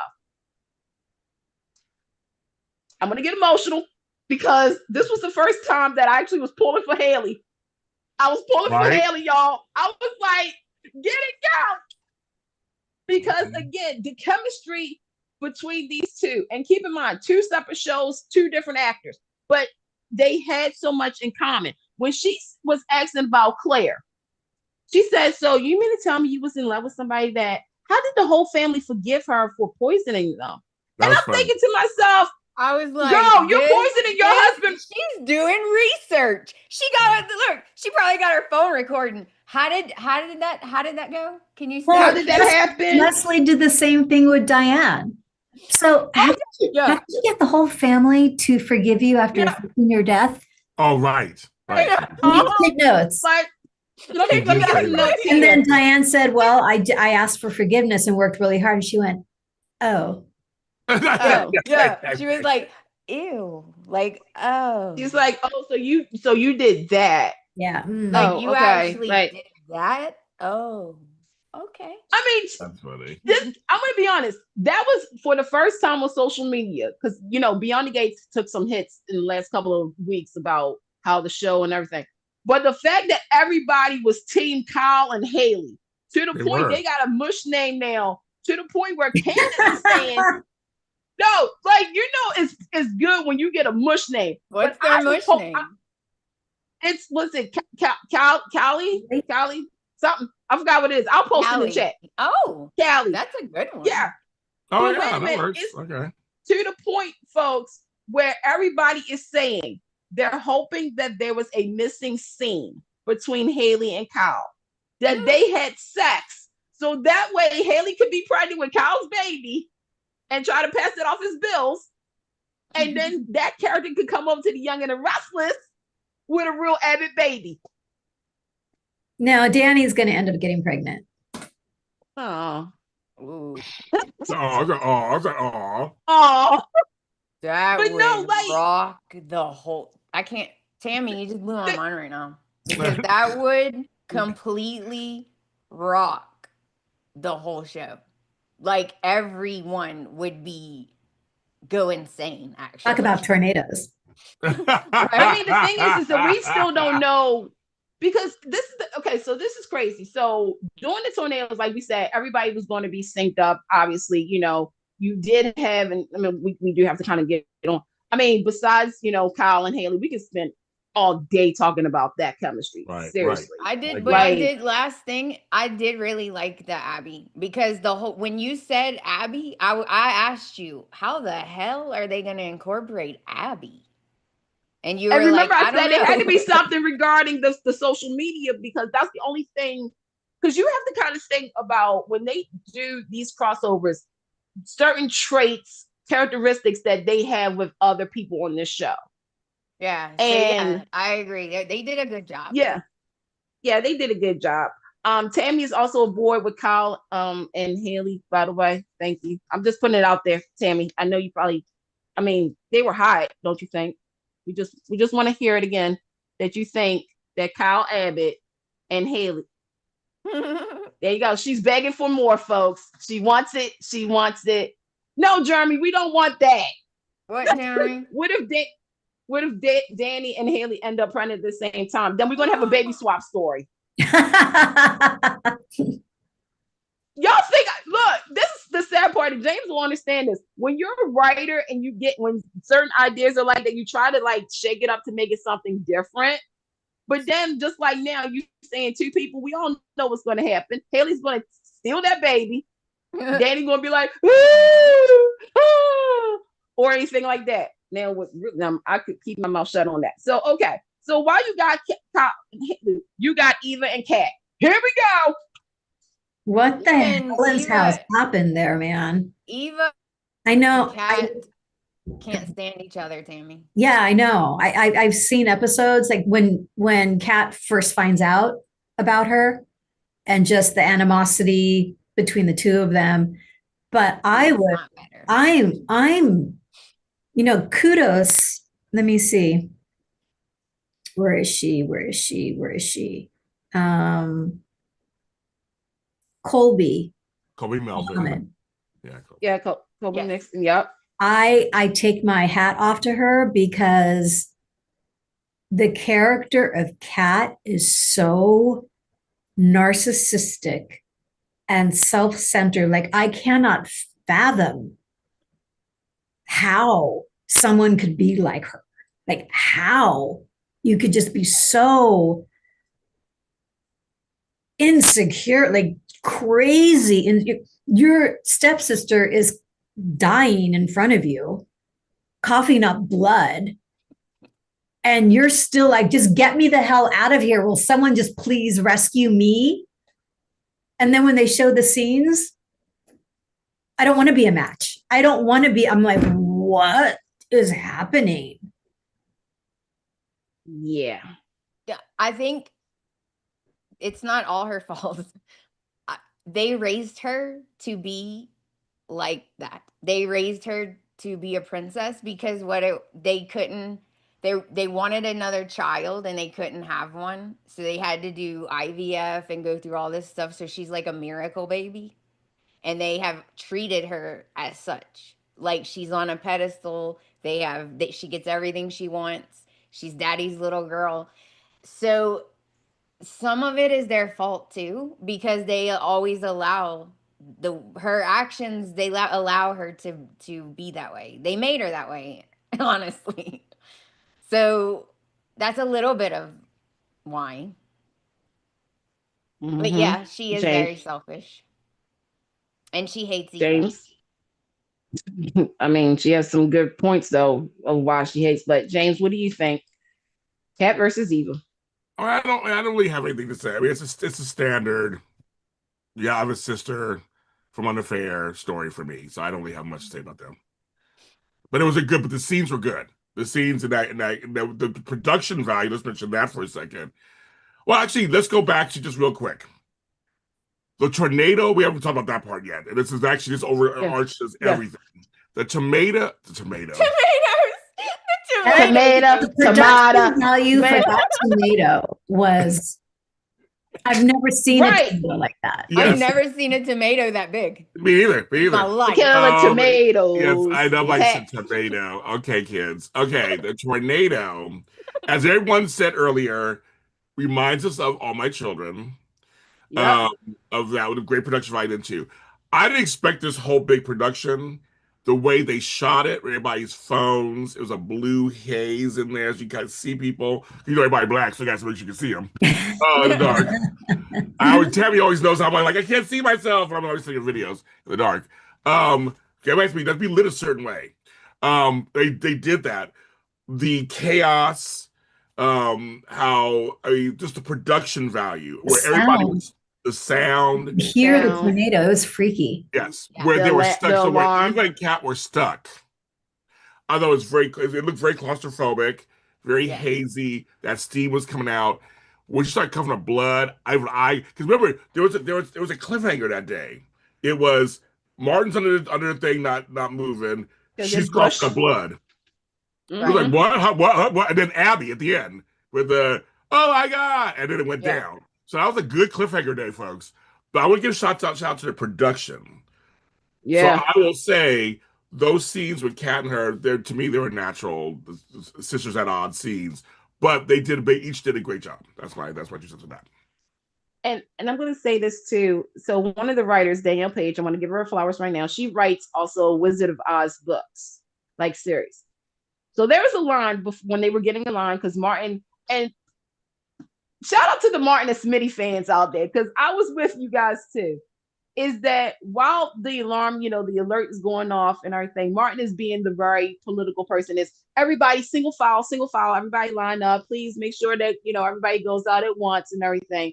And Smitty said, don't be a hero, get your butt in the line too. Like, come on, like it's one thing to be, the political person, because this was his fundraiser and the show leadership. But also at the same time, Smitty's like, not my husband. He's like, you're my hero. Don't be someone else's. Okay. Don't be a hero. Exactly. Where's the Ricky Iglesias? I will be your hero, baby. I'm like, I was waiting for that to play. But you're right, because again, we have not seen production on this level in almost 2 decades, I want to say, of television.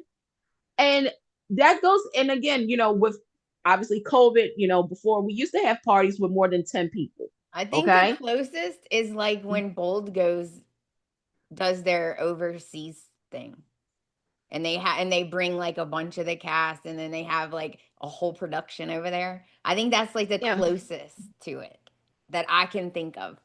But I don't watch GH, so I don't know about GH. So for me, all soaps for this kind of in-house production is very rare. The last couple of times that come up for me are the Tornado and All My Children, Sunset Beach's Earthquake. That was a big one. The train crash on General Hospital, where Laura Wright was introduced. Was Laura Wright? Yes, she was introduced. Yeah, it was Laura Wright. The role of Carly is now being played by Laura Wright. So I mean, and then even some of the stuff they did in Iceland, Clear Springs on Young Restless. Yeah. There are a few things that they did. I mean, but we don't really see that. Right? We don't really see this kind of big time production. And you're right, Bold's only when it goes out of the country and does stuff. GH just did their New York shoot, so they did a little something. But like nobody else. Or I would say actually on a slightly smaller scale, because Frank and I love the scene. We love it, love it, love it. Christina falling out of the window into the pool. Yeah. At General Hospital. Yeah. That was very shocking. And we're like, great production value. That was great production value. Like Rich falling out of the helicopter. Right, Rich falling out of the helicopter. When falling out, Bill pushed him. he got thrown out.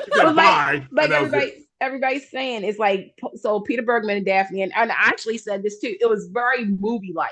Yes. Like a movie-like moment, because again, and by the way, I have to do this because apparently, folks, Maryland does get tornadoes. Okay. I don't know why y'all think that wasn't a true statement. And the irony is that those 2 days here in Maryland, we were under a tornado watch.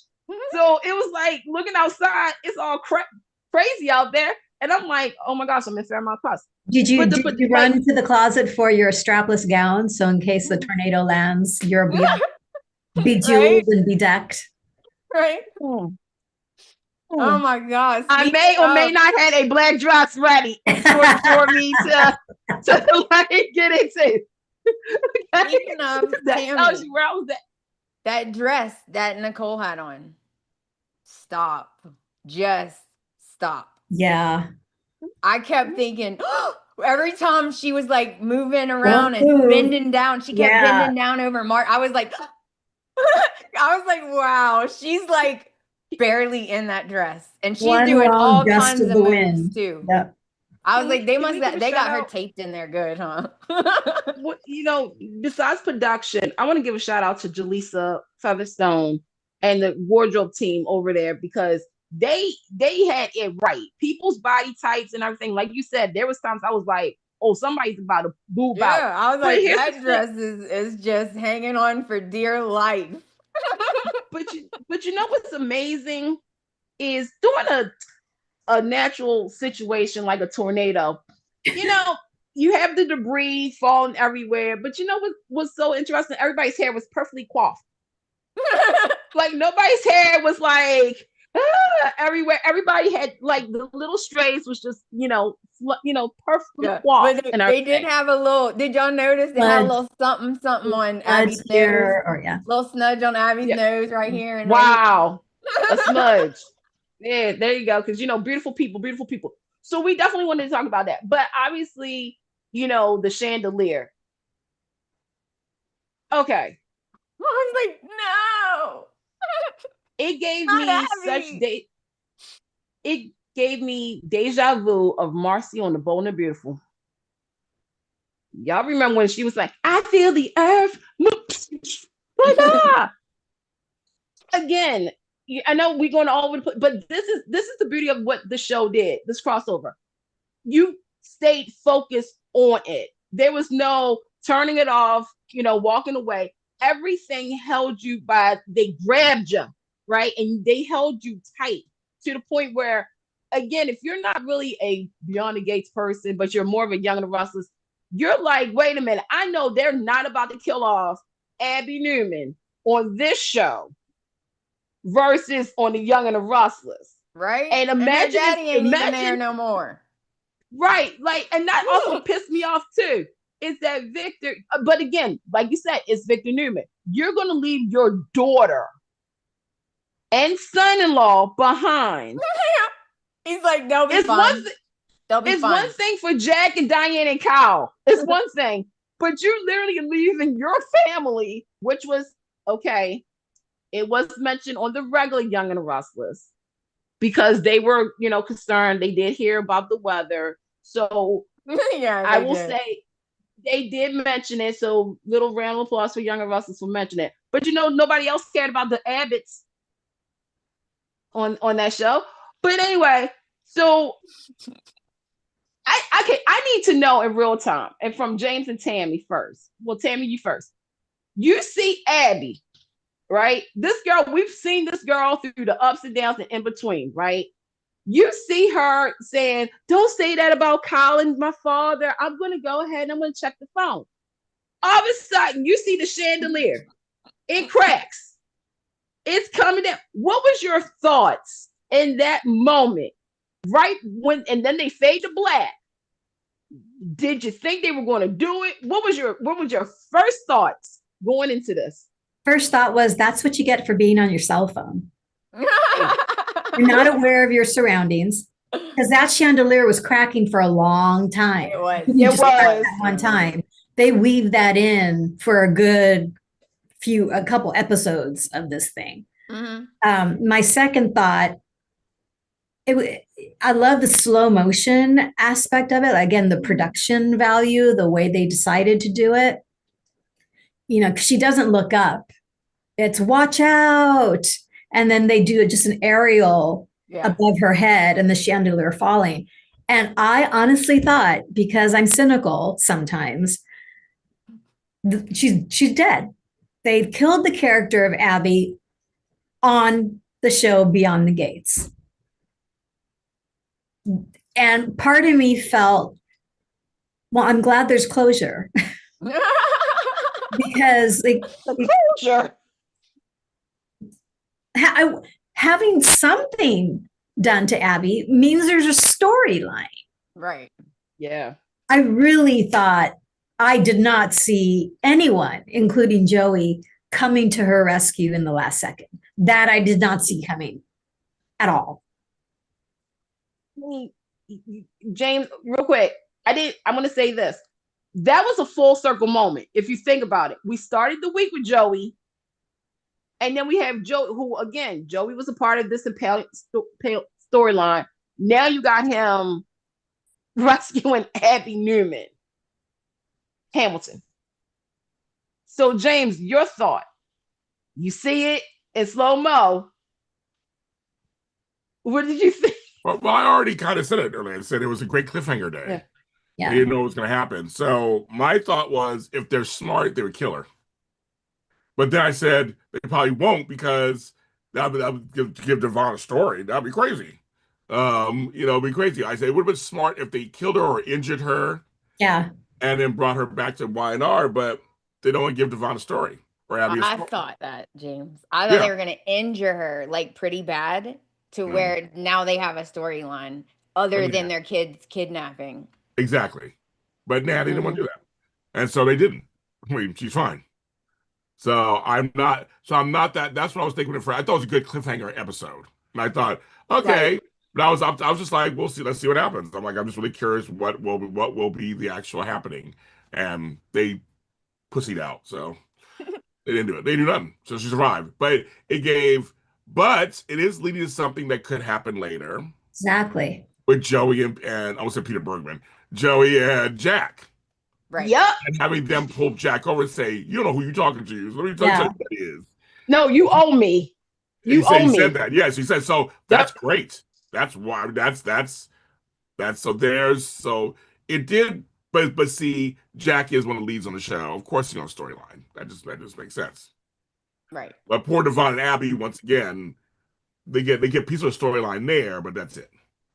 If they were smart, Y&R would have her have a head injury they didn't know about. So they go home, everything's fine. They're out, they're drinking coffee, and then all of a sudden she just collapses like Martin did. That would be a good storyline. Because they do make a point of mentioning, are you okay, Abby? Because you got slammed to the ground by Joey. They did make a point to say that. They did. So they basically gave them a storyline. That would Beyond Gates literally set you up, Young and the Restless, for some storylines down the line if you choose to. Okay. Who are we kidding? Question. I know Tami can't stand Ashley, but Ashley doesn't normally act like that. She was in love with Derek. Every time I've seen her, she's always playing the victim. Like when Derek was trying to get her back and apologize, and she's always crying, and it's like, and I've seen her in the hospital where she's capable and has it together. But she's just always, Naomi's that voice of reason for her most of the time. And I don't know. I fast forwarded through this. She hooked up with my guy. Okay. She hooked up with the guy from Guiding Light. Grayson. I didn't know Jordy was on the show. Yes. Jordy. So when she opened the door and he was there, I thought of you, Amanda. Like, oh my gosh, Amanda must be dying. I was dying. And Candice seems to not believe his mom's sick, but whatever. We're gonna let that go. But yeah, I feel like Ashley is confused. I think she really is in love with Andre, and she just doesn't realize it. The guy who's married to Danny. I think she's really in love with Andre. I think she just don't realize it. Well, when Andre finds out what happened, they had a thing once. Right. And that's kind of the whole thing, is that, another thing that happened is, Danny and Bill and Andre, they were, obviously they have a lot of history. Andre gave Danny a nice, meaningful ring from, I think it was from Japan. She doesn't love him. That symbolizes an unbreakable bond. And right there, you're like, they're never going to stay together. Hell. But here's the thing: I will say they're doing such a good job because I'm one of these people where, you know, what Bill put you through, Danny. He really embarrassed you two ways: as a wife and as somebody. Again, we got to remember that the Duprees are public figures. So it's sort of like the Kardashians. Anytime one of the guys screw one of the Kardashians over, the public has something to say about it. You have to kind of put on a brave face for everybody. But Bill did Danny dirty. Let's not even, try to, sweep that under the table. But there's still that connection. It's still that pull that they both, now Bill is now honestly, he does regret it, especially now with Haley poisoning his butt and not knowing his wife the way that he thought he did. And Danny knows that, look, all I got to do is put on a dress and wiggle, wiggle, shimmy, shimmy. And Bill's going to be like this. Hello. At the same time, Bill knows that Danny likes to play games, right? So you have them, there, and Andre's, talking to her, and, because at first it was, he dropped the box and Danny saw it and thought it was something else. I thought it was a diamond, but it was a ring that does explain their undeniable bond, unbreakable bond, because he has been there when she was all the time to dealing with all this family stuff. And also keep in mind, there's that bet of how long they're going to be married. You got to remember that. So when the tornado happened, they're in Bill and Danny are in the elevator. Classic soap trope. Classic. But then Andre gets hurt. Because when they said, can you move your leg? He was like, something's in it. I'm like, oh my God, they're going to have to amputate his leg. I was like, he got glass. He got something that cut his vein. But the whole time, while Danny and Bill are having, their quote unquote, I now said their Adam Chandler, Erica Kane moment, meaning they're bickering back and forth. And then she gets electrocuted. Here we go. Now, the question is, because of Danny, does some people think she was hallucinating, like certain parts? No. Do we think that, obviously, was there more to the story? But the whole thing that broke my heart, I get emotional. While Andre was bleeding out, whose name was he calling? Danny. And you know what? She was in the elevator, not even thinking about him once. I have told you, I have time-stamped it. She's not in love with him. He's a rebound, and he's going to get heartbroken bad. That's what's going to happen. Time-stamped. Because he didn't even cross her mind, Candice. That made me mad. She talked about her babies, how she had to get away from Bill and had to get out of there. I never once heard her say Andre. And he praying for her. He's over there injured, praying that she's okay. Heart. But I mean, I don't know, you guys, because here's the thing. I was with Danny because again, you don't know if this is going to be your last moment. So you're going to go ahead and you're going to tell him off. And of course, you're going to think about your babies. You're going to think about all that kind of stuff. But I was disappointed in Danny because, again, you let that man know you're weak in the knees for him. You've talked a really good game, Danny. I'm sorry. You have talked a really good game. But you're not. And Bill knows that. I mean, Candice, let me just say, if someone locked you in the elevator with Bill, you could just say no. You wouldn't have any temptation with a tall drink of Bill water. No, because I would actually stab him and shoot him. To be completely honest, you just said so I'm open range, right? So I have a purse, just like Danny. I have a gun. I'm along with Bill. You can't kill your baby's daddy. You cannot kill your baby daddy. Oh, yes, you can. Who says? Thank you, Tammy. You know, put your kids in, Tammy. That's not your get out of jail free card. Dang. I'll be like this. Dang. I'll be like, who that is? I'll be like this. Tammy's ruthless. I Tammy's know, like, she's like, I don't yeah, care yeah. if my kids Me hate and me Tammy, after I thank you, killed him. Tammy. I killed him. Okay. She's like, that's Yup. good. Anyway, I'll be like I this. thought those scenes were so hot. The chemistry between those two is so off the charts. I agree. Oh my gosh. We didn't get to see them together, Tammy. That's what I hate. Right. When the show started, they are just breaking up and everything was going on. Yeah. But we didn't get to see them together. So every time I see them together, I'm like, wow, their chemistry is like through the roof. I think it's smart. I think it's smart because, again, the opening of the show was the animosity, the hatred. He's with Haley. So now we're going backwards a little bit. And I think sometimes exes get back together for a night or an extreme situation. That's a soap trope that I don't mind so much. Because again, I agree. I think they have chemistry. And I think that Carla, who plays Danny, and whoever homeboy is, who plays Bill, who I love. Dennis. Okay. They both are hot. Yeah. We're seeing, see, here's what's going on. I've been saying this about Young and the Restless and other things.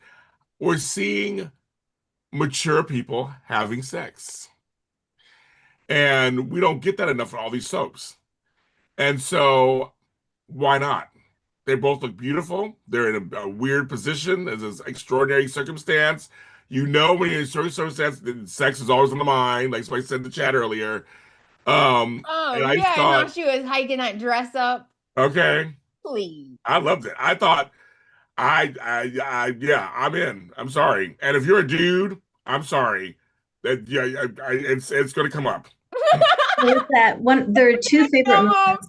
Two favorite moments. That was well played, James. Two favorite moments in the elevator when she's losing her mind and he's being all calm, like, yep. It's going to be fine.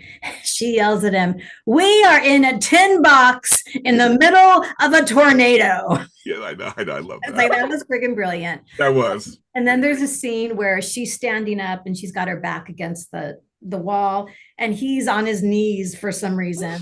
And he looks at her and he says, "What are you looking at? Or why are you looking at me like that?" And she says, "Well, I'm just trying to figure out a position on your shoulders." And he says, "Well, there's side, you could straddle, you could side saddle." And it looked like Carla completely busted the facial expression. Yeah. She was laughing out loud and she's all, "Bill," and she got really serious. And then she was just really serious. And I thought, okay, it's over. But also the part, Tammy, that was really funny. Was okay, we don't get those. He goes, you want to get on top of me or whatever? Is he like, yeah. I can't jump. We're going to try to jump.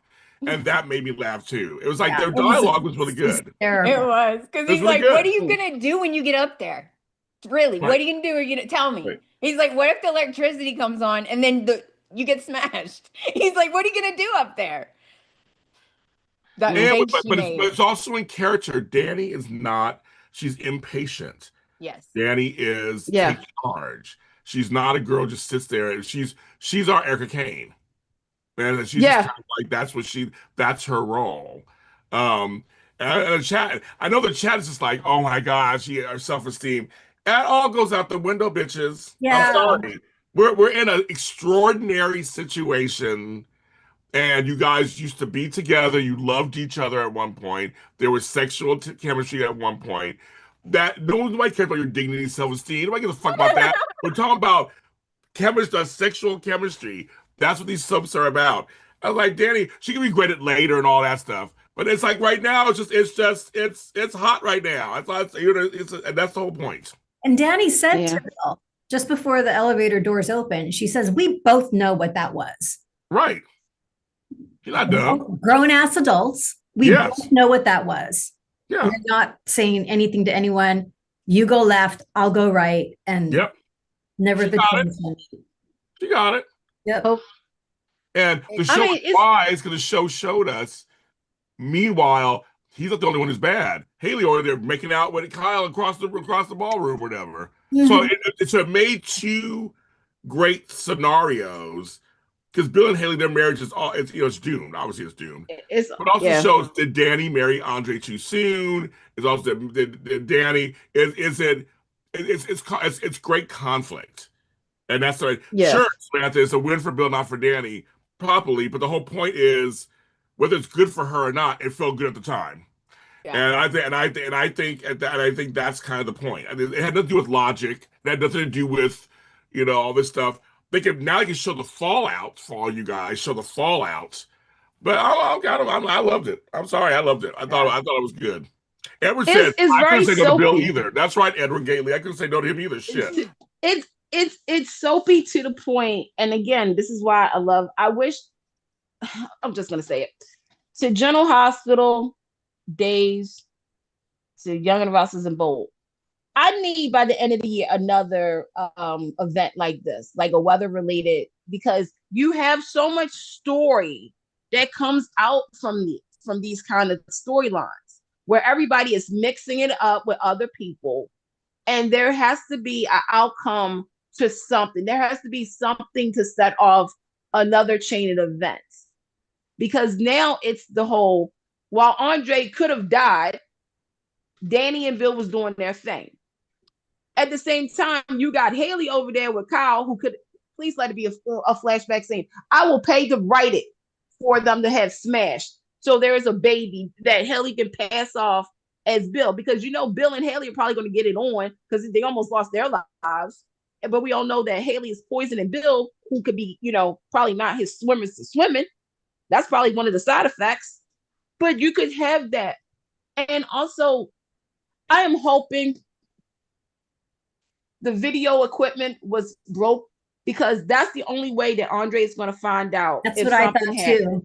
That all of a sudden, but the electricity was off. There's one thing. Haley is already sus, because everyone else who got stuck in the stairwell is dirty and dusty and nasty. Yeah. And Danny and him are perfectly clean, no injuries, no nothing. Yeah. And she's already sus of it. So how long is it going to take them to figure that out? Well, she already said it to Bill. She said, you was by yourself in the elevator.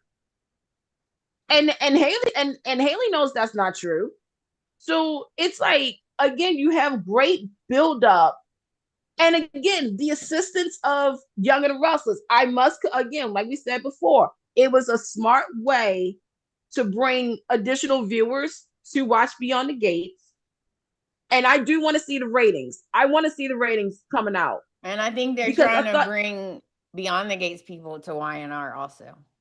Well, they've been doing it with like all the three soaps, because there's been mention about Forster Creations. We saw Torsten K over on Beyond the Gates. Right. Now the thing is that, okay, you established Young and the Rustlers. I want to see Bold and Beautiful people. I want to see a Hope and a Steffi and them come across on Beyond the Gates. I would love to see, again, the next three from Young and the Rustlers, which has to be Phyllis. We're crying out loud. Can you imagine Phyllis and Fairmount Crust? Hello, her and Leslie. That's just Nate. Maybe, I don't know. But I will say, because now we the cliffhangers are, is Eva going to be okay? We did see the preview.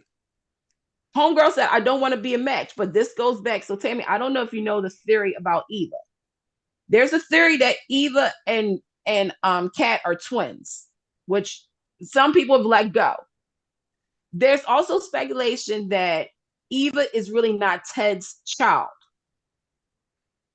which also would make sense because Leslie's a liar. There's also the whole thing about Eva not even being Leslie and Ted's kid. Well, wait. I thought they did DNA. I thought Nicole. No, remember Leslie, because somebody reposted the clip. The only reason we got a DNA test was because, remember, Leslie swiped something of, I believe, either Ted's or of Eva's and everything. And there was something that we never saw Eva go in for the swipe. Keep in mind, this is all based off of Leslie. We've never seen, so we got blood. And the thing is that I'm sorry, y'all know we haven't done our sponsorships, right? I know. Oh, but DC is right. I totally forgot about that bet. Just so you know, you are right. What is it? DC reteacher? Yeah. You're right. Because about Danny made a bet with Joey that she would that her I brought marriage that would up. last. She gonna lose that bet. Yeah, I brought that up. But no, real quick. That is lost. If you need to get blood out of your dress, make sure you use Top Pods. Get the big ones if you have to. When you have blood on your white dress, I'm just saying and also Mrs. Justice Carols. And buy Vaseline. Pledge. Yeah, pledge after a tornado. In your woods. Mm-hmm. Yep. And buy a screwdriver. I'm joking. But no, I will say so. We don't know what's going to happen to Eva. Martin, he was fine. And now he collapsed again. What the hell? That's scary. That did scare me a little bit. Because I was like, that's a head issue, and that's never good. So do you guys think he's going to have a tumor? No. He could have a brain bleed. He can have an aneurysm. There could be a lot of things. Yeah, but I mean, he's running for political, he's running for Congress, you guys. He wants to make a difference in the world. He gave all the money away, so I don't know if he is now. He gave all his campaign money away. I don't know, but we're left on a cliffhanger. But I will say, this was must-see TV. It was. I got to give it up to the crew behind the scenes, in front of the scenes. Yes, we're young and restless. Wardrobe, hair, everything. Yeah, wardrobe. Tornado makers. I'm gonna be honest, y'all. They set the bar. I'm sorry, General Hospital, y'all gotta come through. I feel as though, again, when we talk about, and it's the summer. I think people forgot about this. This is what summer is supposed to do. It's supposed to get you hyped. We're halfway through the end of the year. So there's stories that had to wrap up, stories that had to continue. Now it's tightened a little bit. And again, I'm hoping for the Young and the Restless because yes, they had their bar open, the Shadow Room, they opened up and everything. And that's great, wonderful. Yay. Yay. But I'm hoping that what has happened on Beyond the Gates, the shadow follows over to Young and the Restless. Again, like we said with Abby. Something's up with Abby. Something should be up with Abby and Devon, right? At the same time, Diane that's the only weak spot is the Diane Jack situation, y'all. Yeah, that's the only part they jive too. Yeah. But at the same time, Kyle, I'm going to need him to come over to Beyond the Gates permanently because I don't see Kyle anything single, on. Right? He's single and ready to mingle. Okay. And that's why this whole Victoria and Kyle thing that I keep seeing people talking about is getting to my last damn nerves. We do not want Victoria and Kyle. Oh my God, the two enemies, kids together? That'd be crazy. We've done this before with Billy and Victoria. Summer and Kyle. Claire and Kyle. Why, America? Why? That's just like, I don't know, real quick. Yes, if you want to talk about it. Tami and James, how would you guys feel about Stephanie and Nate on the Young and the Restless getting together? I don't care. Thank you. Nate and who? Stephanie. Oh, I don't care. Yeah, I don't they do. I was gonna ask y'all what happened on Y&R this week. That did anything happen that shocked you or actually made you oh wow? Well, no. Well, here's the thing. So I know what they were intending to do. I watched it. And I know what they're trying to get us to feel. So I feel like they've hurt us a little bit because I kept saying, Phyllis has nothing. I forgot about Arabesque. I forgot that was even still a piece of it was still around. So I thought, what's an interesting way of doing this and saying, okay, I feel like saving Nick's life did change things around for Victor and Phyllis. And actually, he said something that Michelle Staver said on our show. We interviewed her. He said, "You stood up to me." He actually gave her flowers in a weird way. It was like, "You stood up to me. You did not back down. You won for a moment." And the part that made me laugh is when she said, "My company." He's like, "Your company, my company, girl." When you say "girl," I laugh. That's DL Victor Gangster. He's a girl. That was my company, girl. And at the end when he walked out, he goes, "Make sure all this is out by the end of the day." And he was late. I love that part too. But the thing is, they've shown to try to get Michelle a nomination too, I can tell. Because they've shown, and the thing is, we said this last time on the show, they're doing a great job acting. Like, that's not even an issue. Michelle Stafford could bring you to tears, no problem. Has seen Eric Braeden in tears. The scenes where she's saying thank you, he says thank you to her from the bottom of his heart. And says, just tell Nick I want to see him. And her voice cracks. Or her and Sharon. I know I'm lying. I'm still going, fuck this Sharon, Phyllis together. But that thing, that kidnapping of the 10,000 kidnappings that happened on the show recently, that really did set a standard for them too. And I'm almost like, for me, I don't mind that they have a little edge about them still. And I don't need them fighting over and over. Who are they fighting over? They're all part of the same family, kind of. Because they're not setting it up as a triangle with Nick. Neither one's with Nick. They're not even going that direction. So I thought, I'm like, hey, this is good. And they're being there for each other on some level. And Phyllis at her low point. And Michelle's playing it beautifully. I mean, she's playing it. The fact that Lauren, her scenes with Lauren too were good. I mean, for what they're, I mean, I don't care for the whole storyline sucks, but the acting is really good, and I love that Lauren has stuck by her this whole time, and now they're thinking, let's get it. So my thing is, folks, here's my place. It's almost this is a Tammy Govea thing. I'd write it down, but I'm not gonna write it down. Let her keep Arabesque. Let Spectre Charles keep Spectre Charles. Let let everybody keep their companies for a while, please. No more company swapping. We're done.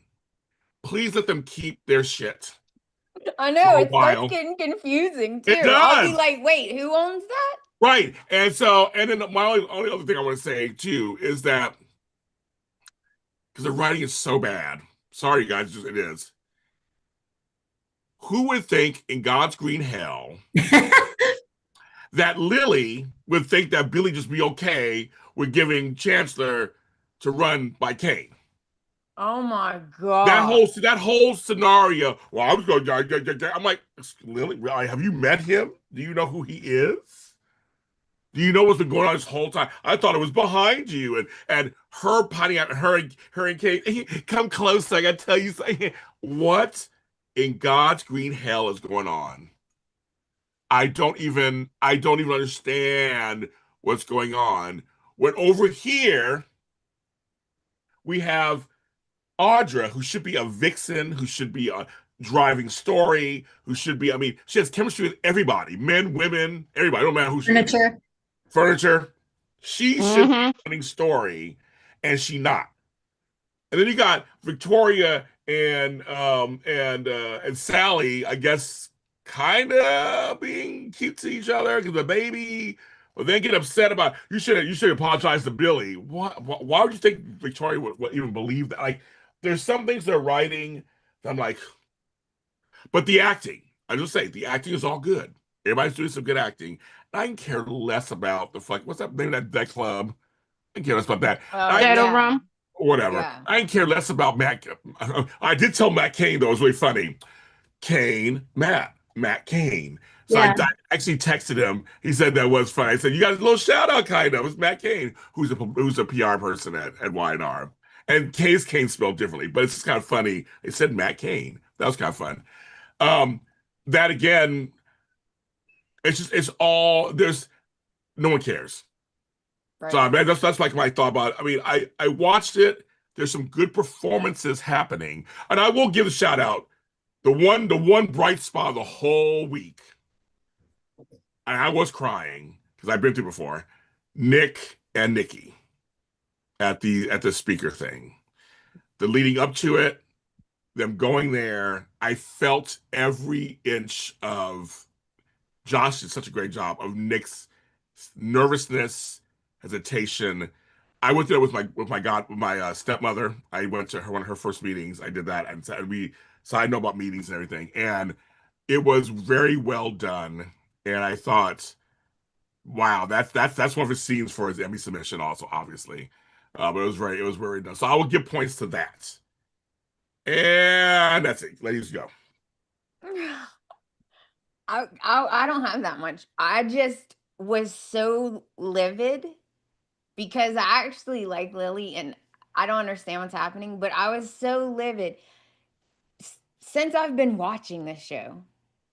Lily has either wanted to run Chancellor, was running Chancellor, I was constantly crying about running it, wanting to like the whole ever since the beginning of time that I've been on the show, right? That's her thing. So she finally gets it and she's just like, "Here, you run it."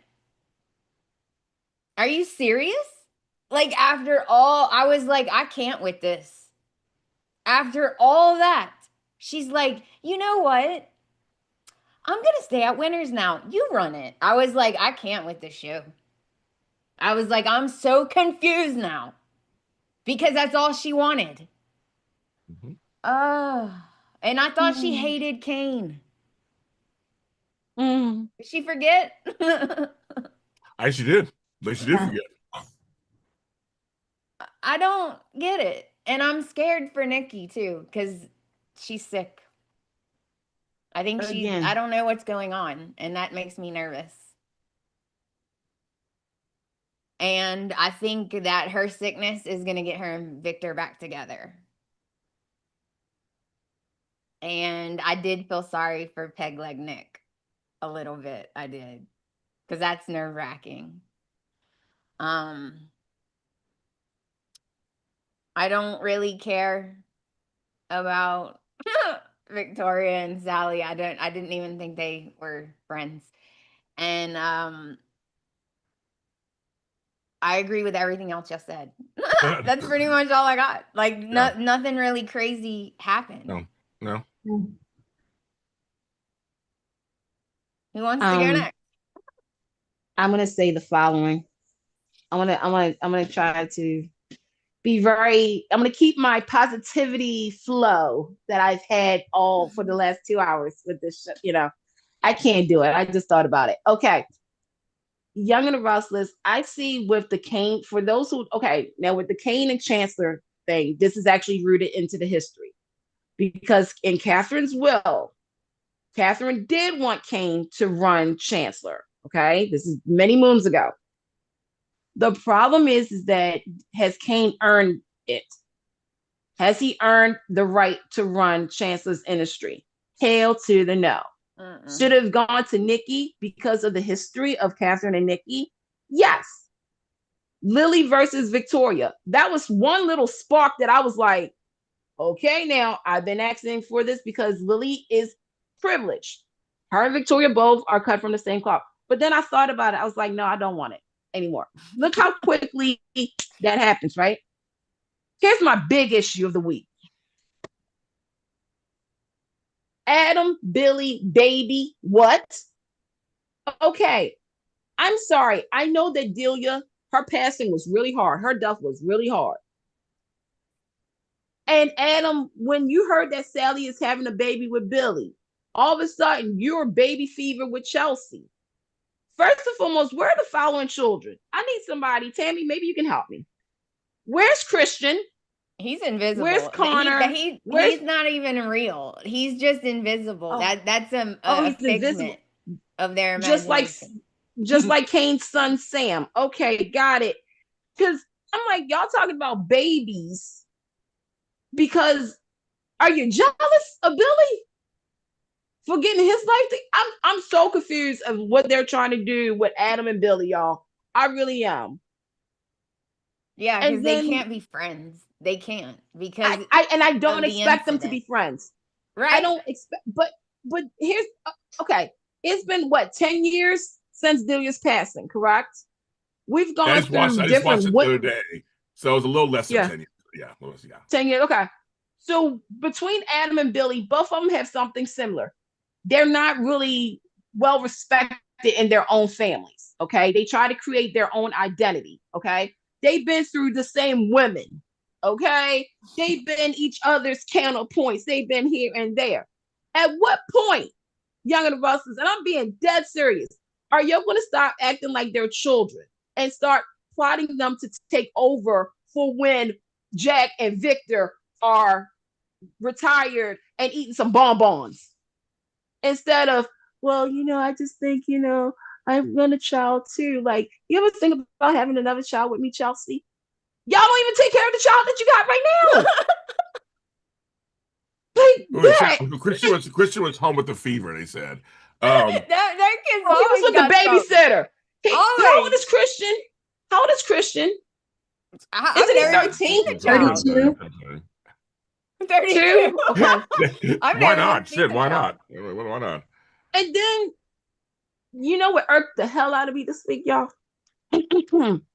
Stop writing Matt Clark as if he's supposed to be everybody's freaking friend right now. This redemption, whatever y'all have planned for Matt Clark, ain't working.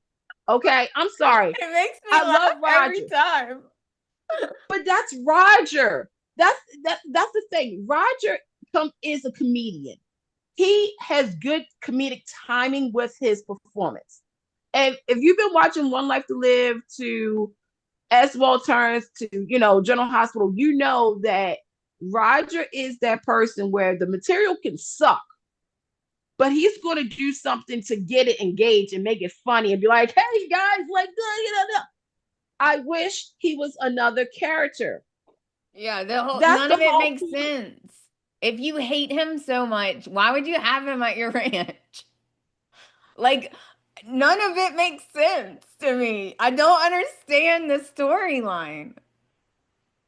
Oh, wow, he has amnesia. I don't care. Like, what? Put him in the nut house. I don't know, but I don't get it. James, do you get it? Because I don't get it. So it's funny because someone said in the chat about Adam, Billy's get over Adam, not for Adam's sake, but for his own. That sounds very mature. Right. That sounds very. So here's my thought about this. It's not gonna happen though. Well, here's my thought on this. If someone killed my child, I've never lost my children. I have 2 children. I've not lost them. If someone killed them, I couldn't tell you how I react. I mean, losing a child is one of the worst things that can happen to you in your entire life. It's so unnatural and the whole thing. And then if they're killed, that's another layer on top of that. However, you can learn to maybe forgive them, but you never see them again. Right. The person who killed your child is right in front of you all the time. And many times from an adversarial family. Right. So you're always bumping into each other. And so for me personally, and I take a hard line on this, I want them never to be friends. I don't want them ever to find a common ground. And I feel like it would make it hard for him to get over it while watching him walking around having a life. And Chloe felt the same way. Remember, Chloe shot him and all this stuff. She did all this stuff. She's the same way. She blew up a house. The whole thing. I don't know what it's like to lose a child. I just don't. And unless you don't understand, if you know how to lose a child and you tell me how you would feel this, I don't know. But I don't know what that feels like. So I think rational thought goes out the window, to be very honest with you. We're all human. I think it goes out the window. So I can't imagine. I lost a brother and I fell apart. I still miss him every day. It's been 10 years. I can't imagine losing one of my children or my grandchildren. So I don't know. But I feel like I wouldn't. For example, I was viciously attacked about 30 years ago and left for dead. I have not, the person who did it, I saw him one time after that. I never saw him again. So I was able to forgive, put it in a spot in my life. But I never saw him again. We weren't doing business dealings. We weren't like, we weren't dating the same women. Like it's like I feel like if you're out of sight, out of mind, that's a different story. But since the show decides to always want to put them against each other, that Delia is going to always be right there, front and center, in my opinion. Yeah. And it doesn't matter if it was an accident or not. Right. You're still going to hate the person that killed your kid, period. I Even agree. if it was an accident. I agree. I totally agree. So, I don't want them to be friends either. I think that's not realistic at all. No. Tami. What hasn't been said? Right. I'm just glad we spent most of this time talking about Beyond the Gates and the Thank you. Right? Thank you. Maybe next week, Genoa City will hold more interest and better writing, but we'll see. Well, the previews for next week of Young and the Restless, it seems that we're going to get an explanation as to where Diane has been. Right. Okay. That's all I got. Because here's the thing about Young and the Restless. Because Jerry Burns, who's a great actor, around for a long time. Yeah. They say he's part of Diane's. Yeah, exactly right, dude. Yeah. But he's part of her storyline, he said. Oh. And the fact that it looks like another kidnapping. Yeah. I'm done. I'm just excited. Yeah. You gotta be kidding me. Nope. It's just ridiculous. I am never living in Wisconsin, guys. You get kidnapped every 10 minutes. Every 10 minutes. Well, at least it's rotating. At least it's rotating now. Rotating. I mean, now it's you get kidnapped. You get kidnapped. And everybody get kidnapped. Kidnapped. But the thing is that in all honesty, not Sharon. Thank you, so Jesus. No, don't say Susan. No, because somehow, some way, I'm guaranteed. I'm time stamping this. Some way, somehow, Sharon will probably be pulled into this. Oh God, I hope not.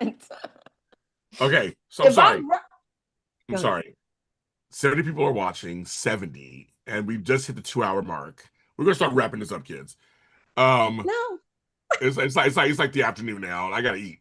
Here's the deal: people in chat were bringing this up, so I want to bring it up because they're bringing it up. Because this is kind of major in a weird way, even though he's on reoccurring. Danny wants to give up music. And he was bartending. And he was bartending with Sienna.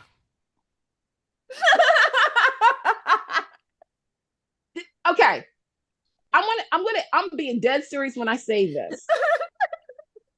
I sometimes feel Laura Lee Bell and Michael Damian writes their own material for the show. And the reason I'm saying that is because, to me, out of everything that's happening on the show, I'm pulling James, everything that happens on this show, there are the most in-character characters on the show. You have Barbie, I still call Cricket Barbie because, she was the model. And you got, Rock. Well, actually, no, I'm taking it back. I'm going to see if you're a true 80s kid. Do you guys remember Jim? You guys remember Jim? I remember Jim. Huh. Yeah. I was Jim for Halloween. Here's how we didn't know at the time that Jim had bipolar. We didn't know she had split personality disorder. We didn't know that until now. Think about it, folks. All she had to do was Jim. Jim makes exciting. Who's Jim? And who's this girl? But anyway, so you got Danny, who for a long time we kept saying, and it's a true statement. A lot of these, I don't want to say aging rock stars because but a lot of these rock stars who had fame in the day and continue to have the fame because, 1 hit, 2 hits, there's a point where they decide they have to settle down, right? They have to put their needs aside for whoever they're with. Cricket is still a legal person. So she can't keep traveling the way that she has to travel. She has to stay and monitor the citizens of GC, like Mariah and all of them. So when he said that it was time to hang it up, when he said that, I said, he's not. But he's really committed to it, you guys. and he feels as though maybe his next calling is the shadow realm, which ain't gonna last long. That ain't gonna last no more than 6 months. I'm sorry. I said what I said. I ain't taking it back.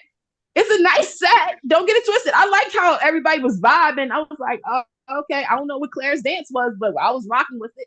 But I'm just like, okay, Danny and Cricket are going to stay in the GC. I was like, okay, I'm cool with that. That was it. That's all I got. I don't care. I don't care. I do not care what they do. I understand they're iconic and everything. I get it, but I don't have a connection to them. So I thought it was hilarious that he was working. And I find them two to be quite funny, actually. They have a very funny relationship. So I imagine when they were young, it was fun to watch. Now it's very dramatic, actually. The thing is, because everybody kind of agrees, Daniel, go fuck yourself. I'm done with him. Yeah. It's like he's just. I mean, then don't forgive your mother, everybody. Just go about. You're perfect. Just go about. I mean, like it's just like too much. You too, Summer.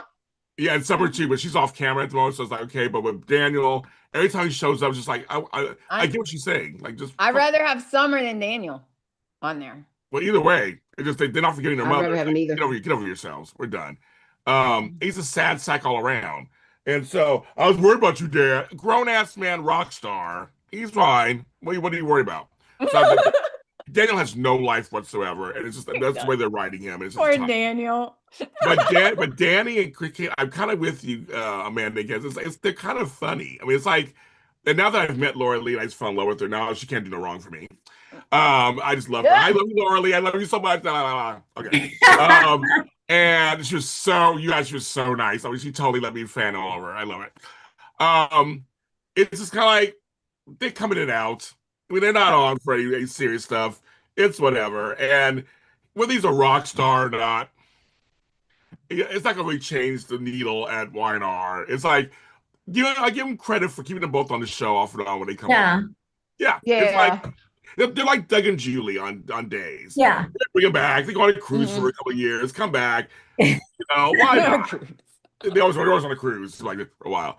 It's like I just think I love it. I think why not? I just why not? So that's how I feel about that. Mm-hmm. We're gonna end the show, folks, because I'm tired. We've been talking for a long time. But we want to thank everybody who watched the show with us today and who's going to listen to the show. It's a long show, so you got to listen to it. We got to make a shout out. It is Lawrence St. Victor's birthday today. He's on Bold and Beautiful. He is a friend of JLJ Media, a friend of all four of us, and just hot man. And we're very proud to have called him. He's one of the nicest. I mean, I'm not even joking. Yeah. One of the nicest guys in the biz. Like, seriously, one of the nicest guys in the biz. And if you watch our Bold and Beautiful show, he shows up every once in a while and just gives his opinion. But he's seriously one of the nicest guys. So hope he's having a good day today, whatever he's doing with his family, probably for his birthday. I don't know how old he is, but he looked good. So we'll just take that. We're now part of the same chapter. We mentioned it. Oh, you guys we're are part of the same chapter. Yep. Okay, so there you go. But he's a really great guy, and so I've known him like 10 years at this point. Can't how you know him. 20-something years. Yeah, so you got him one time. So yeah, we're old. No, he said last time we can't call each other old. We can't call each other old. So yes. Yeah. So we love it. So we shout out to him. At JLJ Media, we love that the actors like us and like to show us love, and some of them actually watch our shows. So just let you guys know that. And all of you guys in the chats, thank you for all of your comments and your laughs and your takes on things. We do love it. And afterwards, please feel free to you guys do anyway. Feel free to give us comments on our videos and on the audio, and make sure you're following me. These shows are huge hits for us. I did the numbers, and the soap contingent of my company, which I can almost start crying, is almost 500,000 downloads. So you guys are really showing up for all the shows. And I gotta mention, I just got a notice with somebody who liked the episode. I also interviewed Kathy Garver from Family Affair. If you're old enough, you know that show. She played Sissy. She's still working today. I saw her in the infomercial the other night. She's still working today. She's lovely. Turns out she's from my area too. No, Rosie JLJ, I guess. She used to live about 10 blocks away from me, apparently. That's a whole other story. So watch that show, and you can see what we're talking about there. She has some great stories and also some sad stories about her younger co-stars. Um, Thank you, Dietrich, to everybody in there. This crossover was a fun event for us to do. I want to thank the ladies, Candice Mack and Amanda Russ, who do the Beyond the Gates after show every Sunday at 9 a.m. They get on here, they do it. You guys love them. I'm seeing the numbers. You guys love them. Shout out to Tami Govea, who does the Y&R and Bold with us. She also has So Like a Classic, a new episode. It was the Marilyn Monroe 100th birthday tribute, right, Tammy?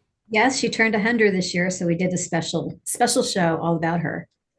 And the audio of that I think I said it was like top 3 yesterday. So so people are listening to it. So thank you for that. Audio. And Voice of the Daytime. She has Voice of the Daytime. And her channel, she also has programming like LA Off the Record, which I'm on a couple episodes and things like that. We're all doing some One Beautiful podcast. So Party 411 celebrates how many years this weekend? Actually, it's today. Today we celebrate 13 years of doing So Party 411. So thank you guys so much for that. Because without them, I wouldn't be on here. And James has been on there. You guys have listened. So shout out to everybody. Thank you. Yeah, that's a long time. You beat me by a couple of years, so I give you points. Dude, for that. You telling me I got a teenager now? I got a full-fledged teenager as a podcast. Like, you Lord, you do. You got terrible teens. I have a tween. My shows are tweens. Again, tomorrow night, me and my longest male relationship, Frank Moran, and his emails will be on tomorrow night at 7 p.m. We will. And lastly, I want to mention 2 new shows coming out this later on this week, audio dramas I have. One is called Too Bad He Never Knew. And it's a gay-themed audio drama. And it's coming out maybe Tuesday or Wednesday. And it's a lot of fun. And it's for Pride Month. We have a great time. And also, Tami Govea, we have the Depressed Horse special on the couch coming out this week too, where we flipped it. And it's all about her character's life at a therapist's office. Those are all edited and they'll be coming out this week. So I want you guys. So we have audio dramas, we got soap shows, we got everything for you guys. Everything. We love you guys. Bye. I guess. Oh my God, wrong mouse. There we go. And everybody keep smiling. Hi, audio listeners. And